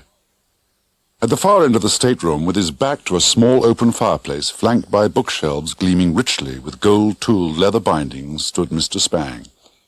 In a red leather armchair near a small writing desk, Tiffany Case sat bolt upright. Bond didn't care for the way she was holding her cigarette. It was nervous and artificial. It looked frightened. Bond took a few steps down the car to a comfortable chair. He turned it round to face them both and sat down and crossed one knee over the other. He took out his cigarette case and lit a cigarette. Mr. Spang had an unlighted cigar jutting from the exact center of his mouth. He took it out. "Stay here, Wint. Kid, get along and do what I said. Now you." His eyes glittered angrily at Bond. "Who are you and what's going on?" "I'll need a drink if we're going to talk," said Bond. "Get him a drink, Wint." Bond half turned his head. "Bourbon and branch water," he said. "Half and half." The drink came, and the guard thrust it into his hand so that some of it slopped onto the carpet. "Thank you, Wint," said Bond. He took a deep swallow. "I just don't like being leaned on," he said easily. "I did my job and got paid. Now, if I chose to gamble with the money, that was my affair. I could have lost. And then a lot of your men started breathing down my neck, and I got impatient." "You don't get the message, fella," Mr. Spang said softly. "Maybe I better bring you up to date. Got a coded signal yesterday from London." His hand went to the breast pocket of his black western shirt, and he slowly pulled out a piece of paper. "It says, reliably informed Peter Franks held by police on unspecified charge. Endeavor at all costs hold substitute carrier. Ascertain if operations endangered. Eliminate him and report." Mr. Spang's eyes rose from the paper and glittered redly down on Bond. "Well, Mr. Hoosers, this looks like a good year for something horrible to happen to you." He looked over Bond's head at the guard. "Wint, get Kid and come back with the boots." The boots? Bond sat silent, gathering his strength and his courage. He looked across at Tiffany. Her head was bent. She was looking carefully at her fingernails. Bond heard the two guards come up behind him. "Take him out on the platform. Brooklyn stomping, 80%er, K?" "Okay, boss." It was the voice belonging to Wint. It sounded greedy. The two hooded men came up and sat down side by side on a dark red chaise longue. They put football boots down on the thick carpet beside them and started to unlace their shoes. The black frogman's suit fitted tightly. It hurt everywhere. And it was very dark under the sea, and the currents were strong, pulling him against the coral. But now something had got him by the arm. What the hell? "James! For Christ's sake, James!" She took her mouth away from his ear. At last Bond's eyes opened between their puffed lids, and he looked up at her from the wooden floor and gave a shuddering sigh. "Can you walk?" "Wait." His willpower had gone. He just wanted to sleep, or even to die, anything to lessen the pain that was in him and all over him, stabbing, hammering, grinding him, and to kill the memory of the 4 boots thudding into him and the grunts coming from the 2 hooded figures. Directly he thought of the 2 men and of Mr. Spang. The will to live came into Bond in a flood, and he said, "Okay, we're in the waiting room," whispered the girl. "We must get to the end of the station." "I'll have to crawl," said Bond. "Follow you." The girl got to her feet and pushed open the door. Bond gritted his teeth and crawled out onto the moonlit platform. Then, with Tiffany Case's arm round him, he limped along the wooden boards. And there, in the single-line siding, was a railroad handcar. Bond stopped and gazed at it. "Petrol?" he said vaguely. Tiffany Case gestured towards a row of cans against the station wall. "Just filled her up," she whispered back. "It's what they use for inspecting the line, and I can work it. Hurry, get aboard." She giggled breathlessly. "Next stop, Rhyolite." "My God, you're a girl," whispered Bond. "But there'll be a hell of a noise when we start that thing. Wait, I've got an idea. You got some matches?" She dug into the pocket of her slacks and handed him her lighter. Bond lurched over to the row of petrol tins and started hurling the contents over the wooden walls and platform. "Get her going." He bent agonizingly down and picked up a crumpled newspaper from beside the rails. There was the angry whine of the self-starter, and then the little two-stroke engine caught and started hammering busily. Bond flicked the lighter. The piece of paper flared, and he flung it away from him amongst the petrol cans. The whoosh of flame almost caught him as he threw himself backward onto the little platform of the car. But then the girl let in the clutch, and the handcar started down the line. "That was quite an exit, like something out of an old Buster Keaton film. How do you feel?" She surveyed the battered face. "God, you look terrible." "Nothing broken," said Bond. "Suppose that's what's meant by an 80%er. It's better being kicked than being shot." The girl's face cringed. I just had to sit there and pretend that I didn't care. Spang stayed and listened and watched me. Then they slung you into the waiting room, and everybody went happily to bed. I waited an hour in my room, and then I got busy. The worst part was trying to wake you up." Bond tightened his arm round her shoulders. "I'll tell you what I think of you when it doesn't hurt so much. But what about you, Tiffany? You'll be in a jam if they catch up with us." "Oh, don't worry about me. First thing is to get this crate to Rhyolite. Then we'll have to find a car somewhere and get over the state border into California. I got plenty of money. Then we'll get you to a doctor. I got your gun. One of the help brought it over when they'd finished picking up the pieces of those two guys you wrestled with in the Pink Garter. I collected it after Spang had gone to bed." She unbuttoned her shirt and dug into the waistband of her slacks. Bond took the Beretta and flicked out the magazine. 3 rounds left and 1 in the breech. He put the gun on safe and tucked it into the top of his trousers. The miles and the minutes clicked by, and every now and then Bond turned painfully in his seat and inspected the blossoming red glow in the sky behind them. They'd been going nearly an hour when a thin, humming undertone in the air or on the rails made Bond stiffen. Again he looked back over his shoulder. Was there a tiny glowworm glimmer between them and the false red dawn of the burning ghost town? "Do you see anything back there?" "It's the cannonball," said Tiffany flatly. "What can she do?" asked Bond. "Well, maybe 60. "And how far to Rhyolite?" "Around 30. For 15 minutes they sped along in silence, and now Bond could clearly see the great pilot light of the engine cutting through the night, not more than 5 miles away. Perhaps she'll run out of wood, thought Bond. On an impulse, he said casually to the girl, "I suppose we're all right for gas?" "Oh, sure," said Tiffany. "Put in a whole can. These things will run forever on a gallon of gas." Almost before the words were out of her mouth, the little engine gave a deprecating cough. "Put, put, put." Then it ran merrily on. "Christ," said Tiffany. "Did you hear that?" Bond said nothing. He felt the palms of his hands go wet. And again, put, put, put. And suddenly they were freewheeling along in silence. A last savage twist at the accelerator and a kick from Tiffany Case at the engine housing, and they had stopped. "Well, that's that," Bond said to the girl. "Now, just let's think hard." He looked all around. No cover to the left and 2 miles at least to the road. "There's a branch line just ahead," she said. "If we can push the thing there and you can work the old points, he might miss us." "My God," said Bond slowly. "There's something better than that. Give me a hand." Once started, the car moved easily, and they only had to keep it rolling. They came to the points, and Bond went on pushing until they were 20 yards past. "What the hell?" panted Tiffany. "Come on," said Bond, stumbling back to where the rusty switch stuck up beside the rails. "We're going to put the cannonball onto the branch line." "Oh, boy," said Tiffany Case reverently. And then they were both at the switch, and Bond's bruised muscles were cracking as he heaved. Slowly the rusty metal shifted as Bond strained and jerked at the lever. And then it was done, and Bond knelt on the ground with his head down, fighting the dizziness that threatened to drown him. But then there was a glare of light on the ground, and Tiffany tugged at him, and he was on his feet again and stumbling back to the car, and the whole air was full of thunder and the doleful clanging of the warning bell as the great flaming iron beast came roaring towards them. "Get down and don't move!" shouted Bond above the noise, and he thrust her to the ground behind the flimsy shelter of the handcar. Then he limped quickly to the side of the track and drew his gun. Only 4 bullets, and he knew where they would go. And then, 20 yards away, the flying engine thundered into the curve and took the siding with a lurch that sent logs hurtling towards Bond off the top of the tender. There was a glimpse of the black and silver figure of Spang, spread-eagled, clinging to the side of the cabin with one hand and with the other outflung to the throttle lever.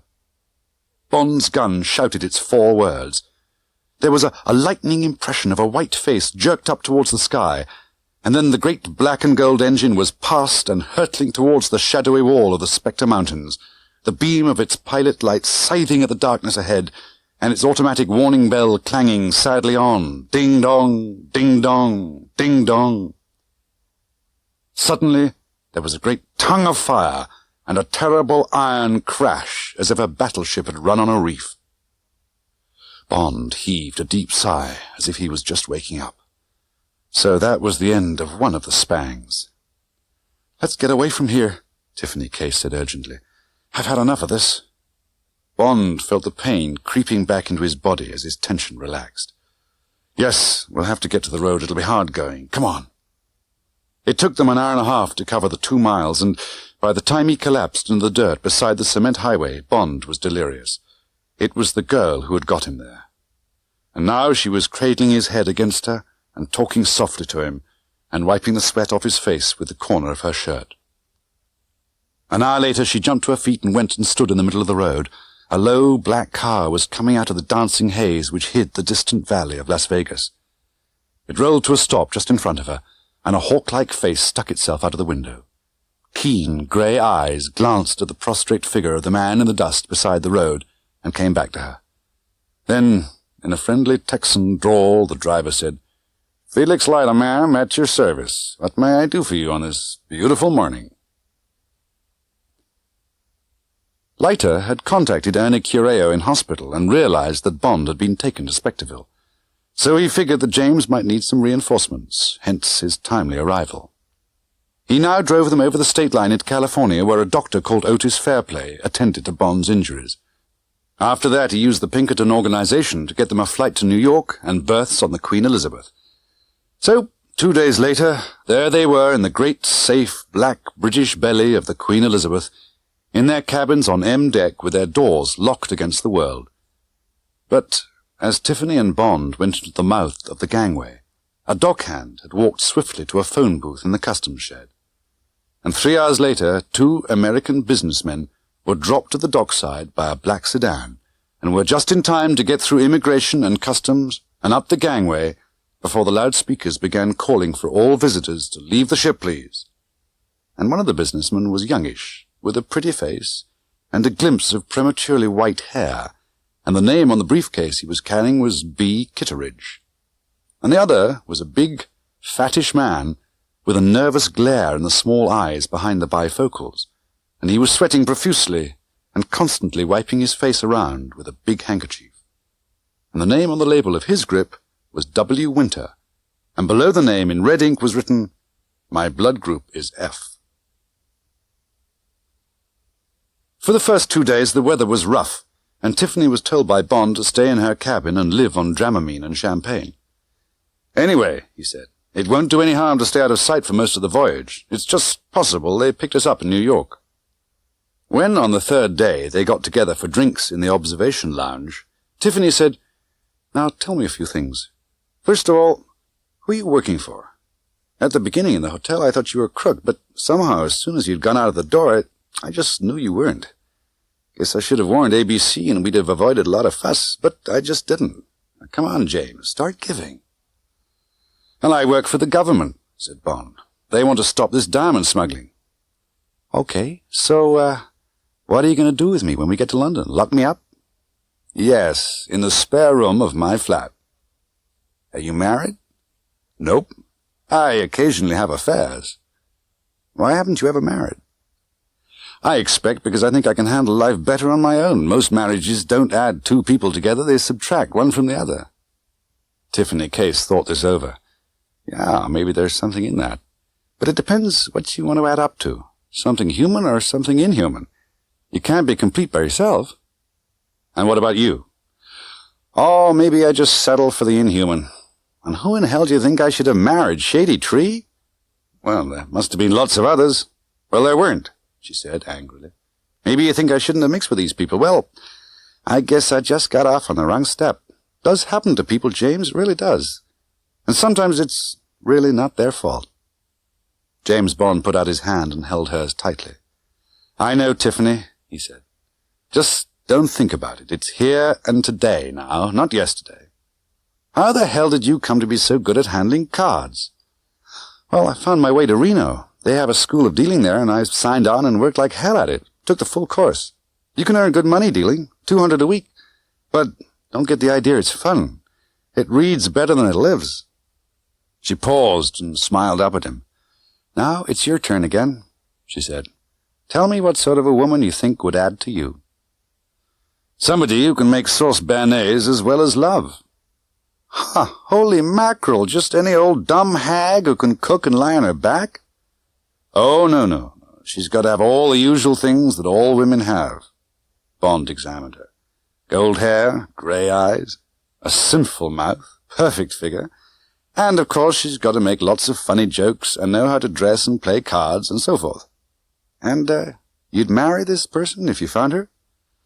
Not necessarily. Matter of fact, I'm almost married already, to a man. Name begins with M. I'd have to divorce him before I tried marrying a woman, and I'm not sure I want that. Well, what about children? Like to have some, said Bond shortly, but only when I retire. Not fair on the children otherwise. And what about you, Tiffany? I guess every girl would like to come home and find a hat on the hall table, said Tiffany moodily. Trouble is, I've never found the right sort of thing growing under the hat. Maybe I haven't looked hard enough or in the right places. You know how it is when you get in a groove. Bond laughed. You're out of the groove now, he said. He looked at her quizzically. But what about Mr. Serafimo? Those 2 bedrooms on the Pullman, the champagne supper laid for 2. Before he could finish, her eyes blazed briefly, and she stood up from the table and walked straight out of the bar. Bond cursed himself. He caught up with her halfway down the promenade deck. Now listen, Tiffany, he began. She turned brusquely round and faced him. How mean can you be? Why do you have to spoil everything with an abrasive remark like that? Oh, James. Forlornly, she turned to the windows, searching for a handkerchief in her bag. She dabbed her eyes. You just don't understand.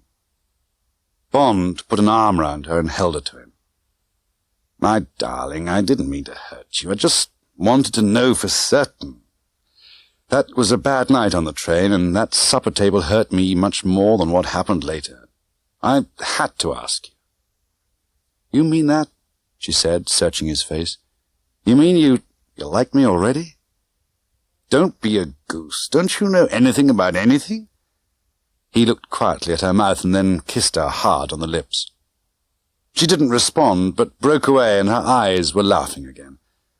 Take me down, she said. I must go and rewrite my face. She paused, and then put her mouth close up to his ear. In case it interests you, James Bond, I have never, what you call, slept with a man in my life. Bond took her to her cabin and then went on to his own and had a hot salt bath, followed by a shower. Then he lay on his bed and smiled to himself over some of the things she'd said. There was a knock on the door, and his steward came in with a small tray, which he placed on the table. What the hell's this? Said Bond. Just come up from the shift, sir, said the steward, and went out and closed the cabin door. Bond went over and examined the contents of the tray. There was a quarter bottle of Bollinger, a chafing dish containing 4 small slivers of steak on toast canapes, and a small bowl of sauce. Beside this was a penciled note which said, This sauce béarnaise has been created by Miss T. Case without my assistance. Signed, The Chef. Bond filled a glass of champagne and spread a lot of the béarnaise on a piece of steak and munched it carefully. Then he went to the telephone. "Tiffany?" He heard the low, delighted laugh at the other end. "Well, you can certainly make a wonderful sauce béarnaise." He put the receiver back on its cradle. It was 11 o'clock, and there was only a scattering of people left in the corners of the veranda grill. 2 of them were sitting close together behind the pink-shaded light. The waiter came with the bill, and their hands separated. The girl laughed happily up into Bond's face as the waiter drew out the table and they walked towards the door. "And now what, James?" said Tiffany. "I'd like some more coffee and a stinger made with white creme de menthe while we listen to the auction pool."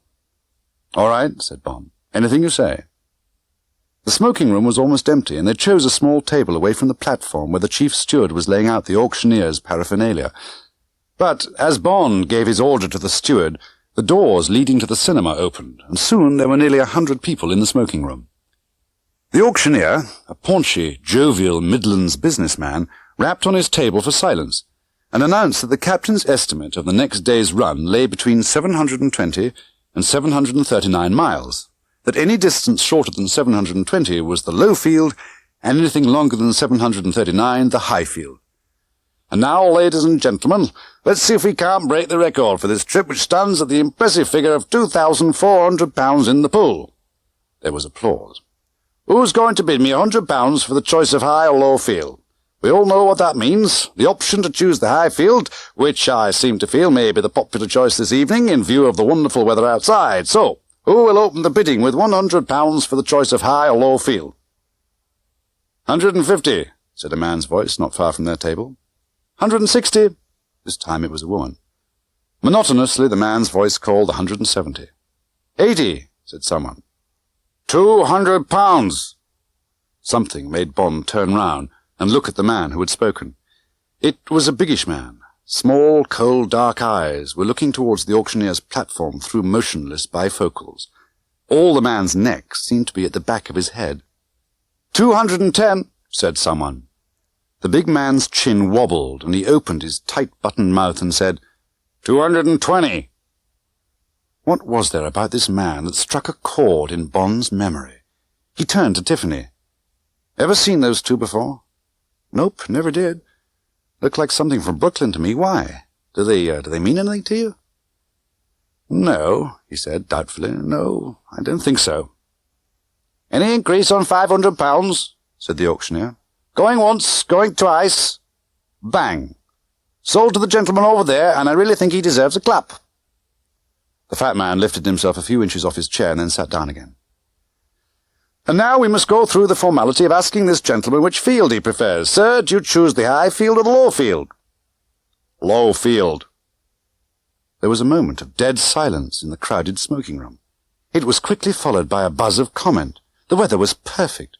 The Queen must be doing at least 30 knots. Did he know something? Had he bribed someone on the bridge? Was a storm coming up? Bond turned to Tiffany. That was a queer business, he said. Extraordinary thing to do, seas as calm as glass. The only answer is that they know something. He turned and looked carelessly at the two men and then let his eyes swing past and away from them. They seemed to be quite interested in us. Tiffany glanced past his shoulder.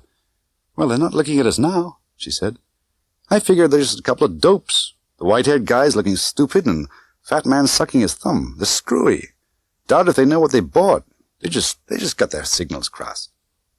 Sucking his thumb, said Bond. He ran his hand distractedly through his hair, a vague memory nagging at him. Perhaps if she had left him to follow the train of thought, he would have remembered. Instead, she put her hand over his and leant towards him so that her hair brushed against his face. Forget it, James, she said. Her eyes were suddenly ardent and demanding. I've had enough of this place. Take me somewhere else. They came to the door of Tiffany's cabin, but she pulled him away, and on down the long, softly creaking corridor. I wanted to be in your house, James, she said. The last thing Bond remembered before the telephone rang was Tiffany bending over him in bed and kissing him and saying, "You shouldn't sleep on the hard side, my treasure. It's bad for the heart. Might stop beating. Turn over." And obediently he had turned, and as the door clicked, he was at once asleep again. And then the angry bell rang in the dark cabin. "Sorry to disturb you, sir. This is the wireless operator. There's a cipher signal just come in for you, and it's got an en clair prefix of most immediate. Shall I call it out to you or send it down?" "Send it down, would you?" said Bond, "and thanks." There was a knock on the door, and he took the cable and sat down at the desk and set grimly to work. And as the groups gradually dissolved into words, his eyes grew narrower, and the skin slowly crawled on his body. The cable was from the Chief of Staff. It said, "Firstly, clandestine search of Say's office revealed signal from QE addressed ABC, signed Winter, advising of your and Casey's presence aboard, requesting instructions, stop. Reply addressed Winter, signed ABC, orders elimination of Case, price $20,000, stop. Secondly, we consider Rufus B. Say is ABC, which is partly equivalent of his initials in French, thus A-B-Say, stop. Thirdly, possibly alerted by signs of search, Say flew Paris yesterday, and now reported by Interpol, be in Dakar, stop. This tends confirm our suspicion that diamonds originate Sierra Leone mines, thence smuggled over frontier into French Guinea, stop. We strongly suspect member of Sierra International's dental surgery staff, who being watched, stop. Fourthly, RAF Canberra awaits you Boscombe down for immediate onward flight tomorrow night to Sierra Leone, signed COS. Bond sat for a moment frozen to his chair. So somebody from the Spangled Mob was on board and travelling with them. Who? Where? His hand snatched at the telephone. "Miss Case, please." He could hear the telephone beside her bed click and then give its first ring, the second, the third. Just one more. Then he crashed the receiver back to its cradle and ran out of his room and up the corridor to her cabin. Nothing. Empty. The bed unslept in, the lights burning. But her evening bag lay on the carpet by the door, and its contents were scattered around it. She had come in, the man had been behind the door. Perhaps a cosh had fallen, and then what? The portholes were closed. He looked into the bathroom. Nothing. Should he call the bridge, give the alarm? A ghastly vista of explanations, suspicions, delays. "My dear sir, that hardly seems possible." The polite eyes of the sergeant-at-arms, who would be thinking in terms of drunkenness and crossing in love, even of someone trying to delay the ship so as to win the low field in the ship's auction. The low field. Man overboard, the ship delayed. Bond dived for the passenger list.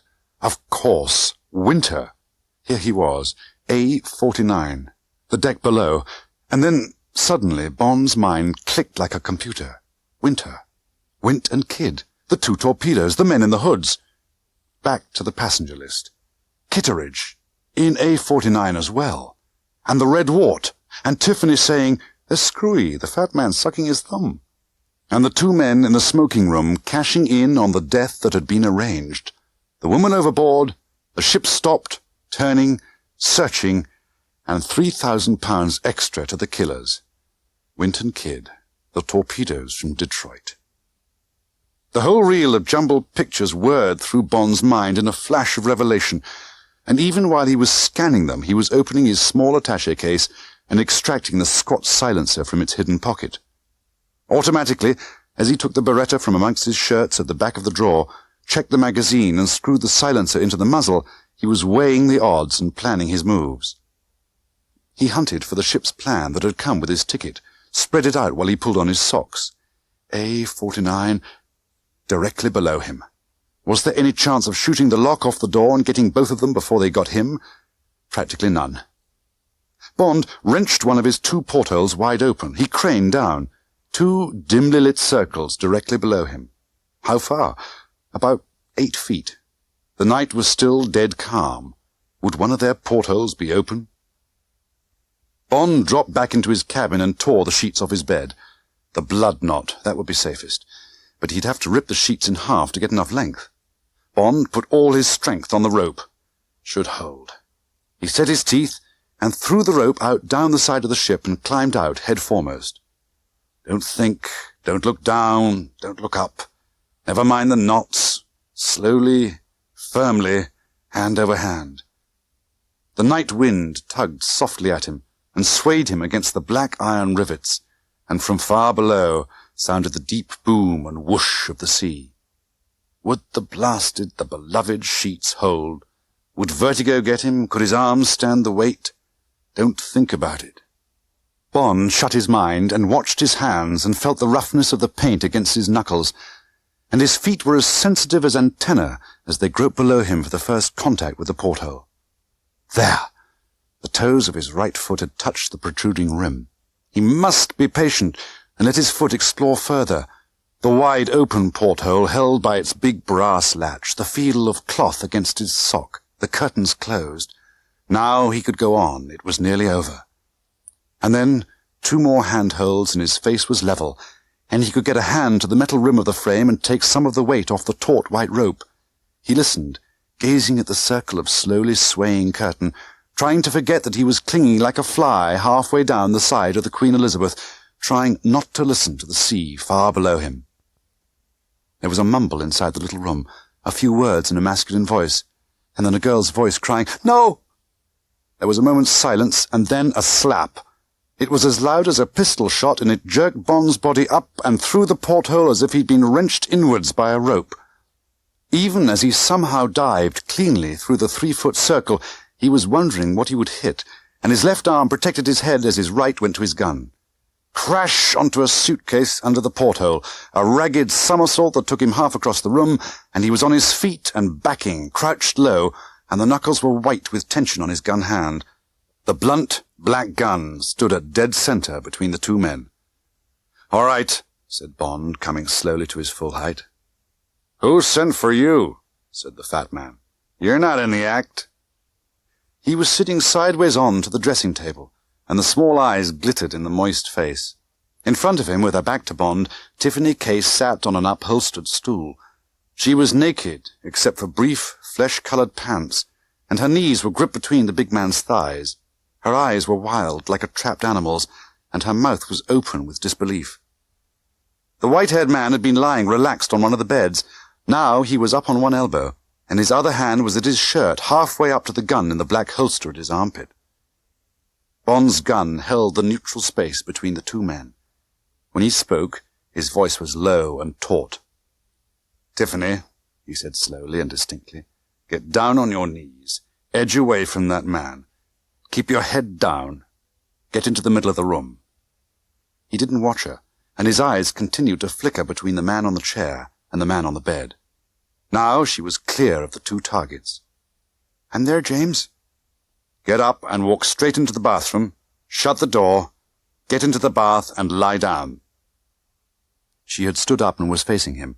His eyes registered the red splay of a whole hand on the white skin of her body. Then she had obeyed him, and there was the click of the bathroom door shutting. There was 10 feet between the 2 men, and Bond reflected that if they could draw fast enough, they had him bracketed.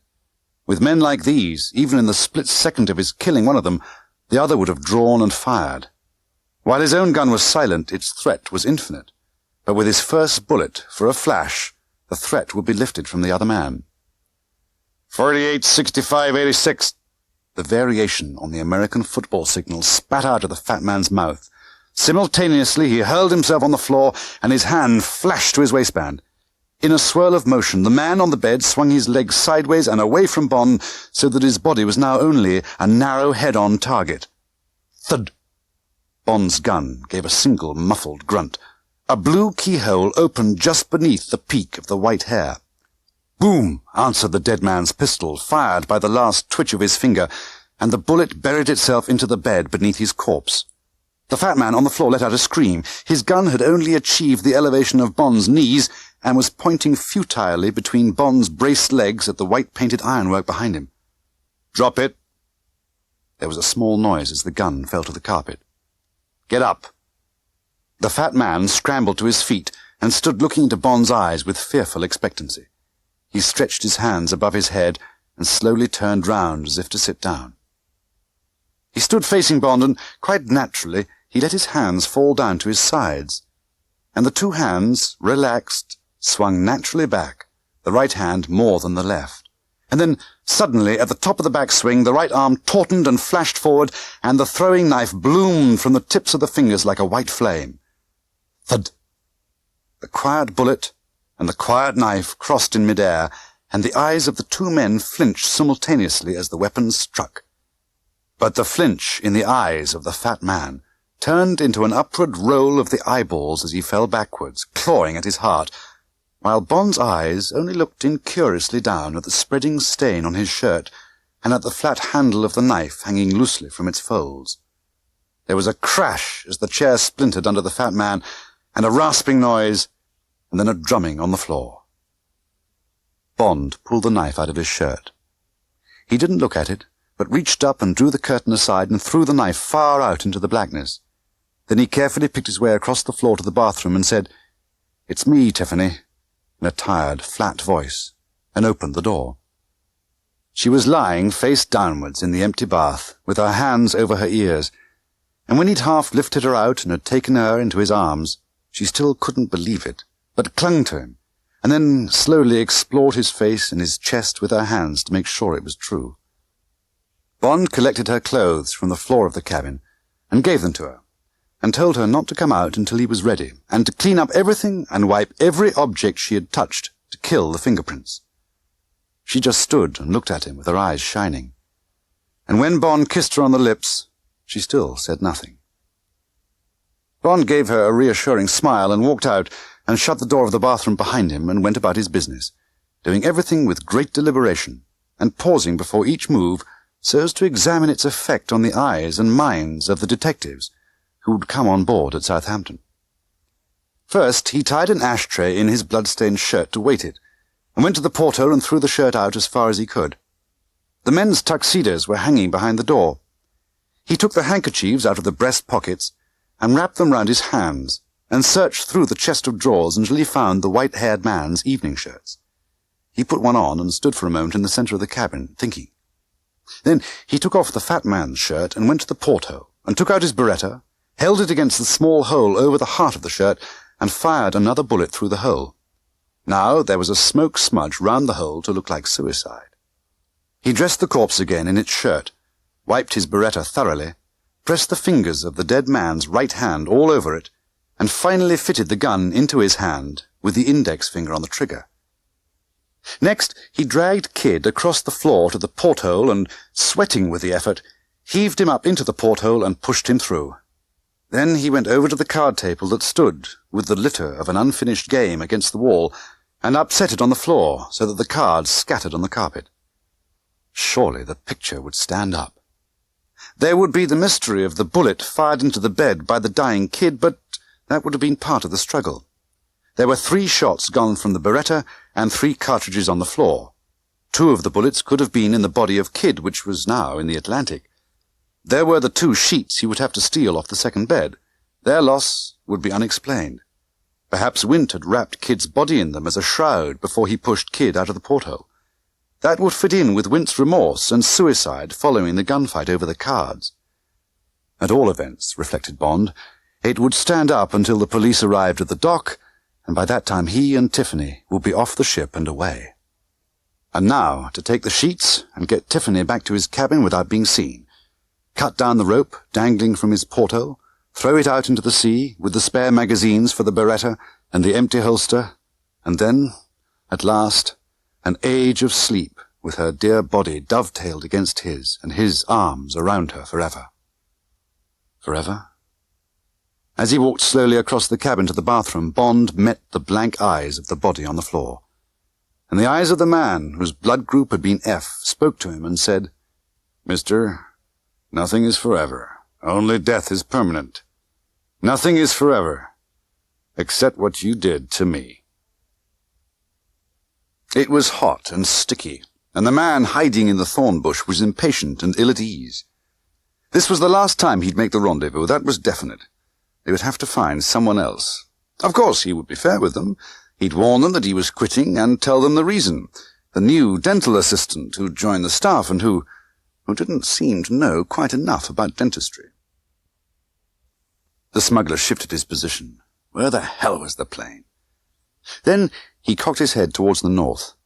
Thank heavens. He moved round the bush to get the torches and the packet of diamonds out of the toolboxes.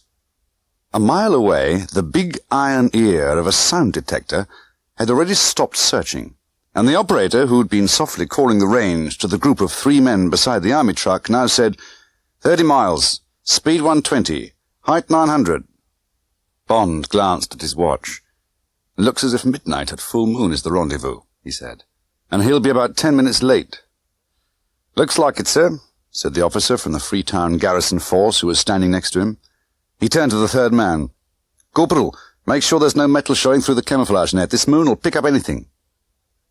The truck was standing under cover of the low bush on a dirt track that ran across the plain in the direction of the village of Telebadou in French Guinea. That night, they'd started off from the hills as soon as the locator had picked up the sound of the dentist's motorcycle on the parallel track. They'd driven without lights, and they'd stopped as soon as the motorcycle had stopped. They had put a camouflage net over the truck, and over the locator, and over the bulge of the Bofors gun mounted beside it. Then they had waited, not knowing what to expect at the dentist's rendezvous. Another motorcycle, a rider on a horse, a jeep, an aeroplane. Now they could hear the distant clatter in the sky. Bond gave a short laugh. "Ha, helicopter," he said. "Nothing else makes that racket. Get ready to take the net down when he lands. We may have to give him a warning shot. Is the loudhailer switched on?" "Yes, sir," said the corporal at the locator. "And he's coming in quick. You should be able to see him in a minute. See those lights come on, sir? Must be the landing ground." Bond glanced at the 4 thin shafts of light, and then he looked up again into the great African sky. So here came the last of them, the last of the gang, and yet the first. The man he'd taken a look at in Hatton Garden. The first of the Spangled Mob. The only one, except the harmless, rather likeable, shady tree Bond had not yet had to kill. Not that he'd wanted to kill these people. The job M had given him had only been to find out about them. But one by one, they had tried to kill him and his friends. Violence had been their first resort, not their last. Violence and cruelty were their only weapons. And now here came the last of the bad men. The man who had ordered his death, and Tiffany's.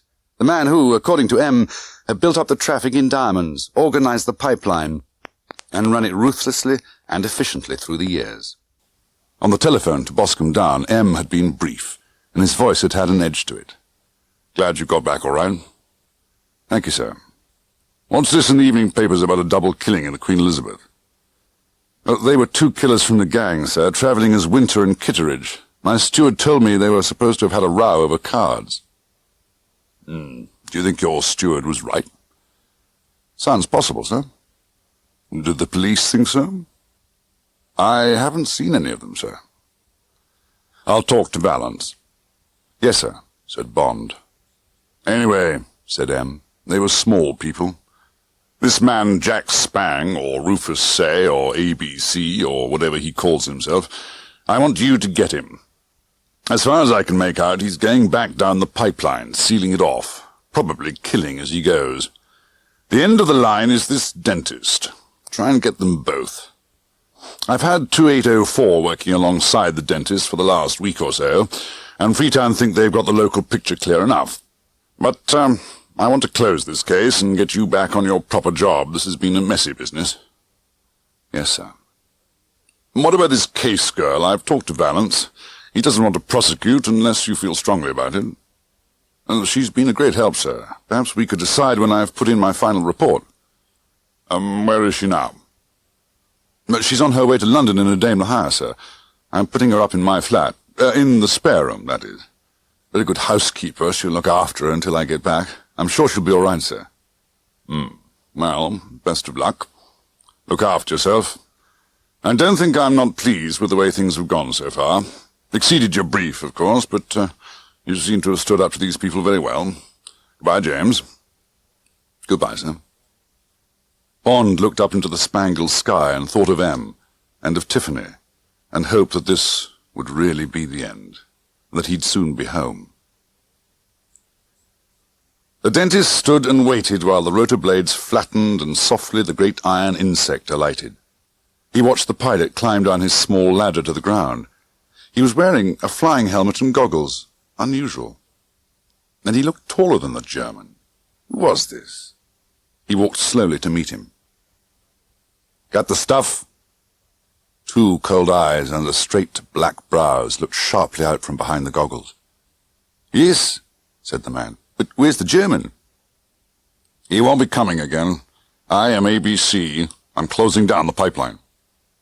Oh. Automatically the smuggler's hand went inside his shirt. He took out the moist packet and held it out as if it was some kind of peace offering. Give me a hand with the gas. It was the voice of an overseer giving an order to a coolie, but the smuggler stepped quickly forward to obey.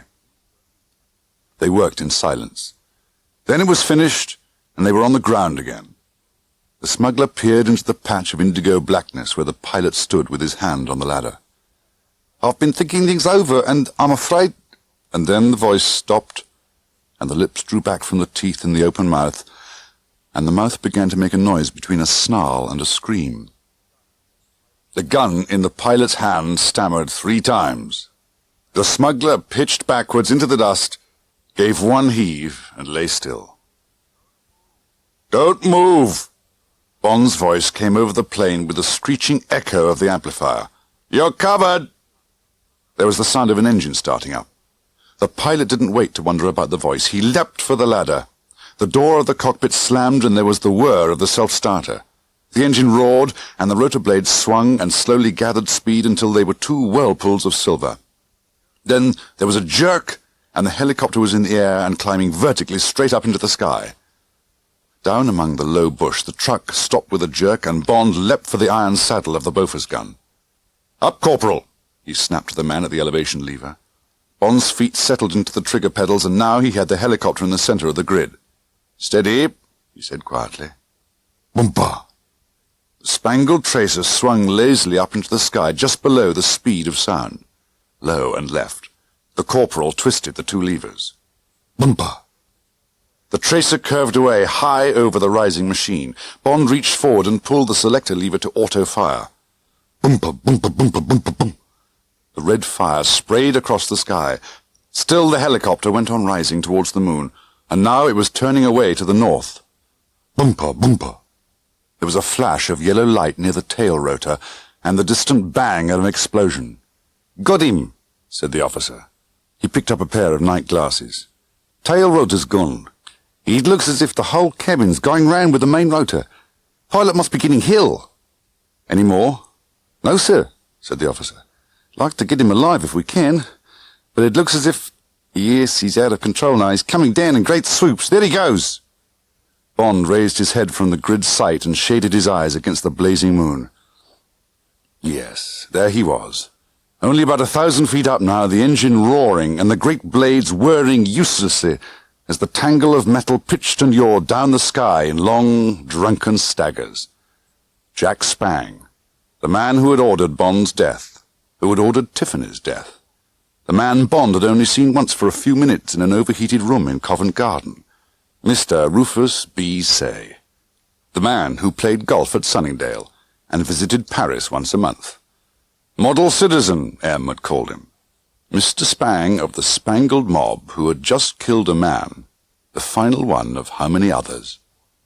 They watched the last bucketing lurches, and then they held their breath as the aircraft, seesawing wildly, gave a final tip to its nose and hurled itself and the threshing rotors into the ground. Before the echoes of the crash had died, there came a hollow boom out of the heart of the bush, followed by a jagged ball of flame that grew and billowed up into the air so that the whole plain was bathed in an orange glare. The officer was the first to speak. Well, sir, he said resignedly, that's just about that. Afraid it's going to be morning before we can get anywhere near that lot. Mind if we get a bit of shut-eye, sir? Go ahead, said Bond. Better get under the truck. Sun'll be coming up in about 4 hours. I'm not feeling tired myself. I'll keep an eye out in case the fire looks like spreading. Bond slowly took his feet off the trigger pedals and sat back in the iron saddle. Automatically, with his eyes still on the leaping flames, His hands felt in the pockets of the faded khaki bush shirt, borrowed from the garrison CO, for his lighter and cigarettes, and he took out a cigarette and lit it and put the things back in his pockets. So this was the end of the diamond pipeline, and the last page on the file. He took a deep lungful of smoke and let it out between his teeth in a long, quiet sigh. 6 corpses to love, game and set. Bond put up a hand and wiped it across his dripping forehead. So this great red full stop marked the end of the Spangled Mob and the end of their fabulous traffic in diamonds. But not the end of the diamonds that were baking at the heart of the fire. They would survive and move off again across the world, discolored perhaps, but indestructible, as permanent as death. And Bond suddenly remembered the eyes of the corpse, which had once had a blood group F. They'd been wrong. Death is forever, but so are diamonds.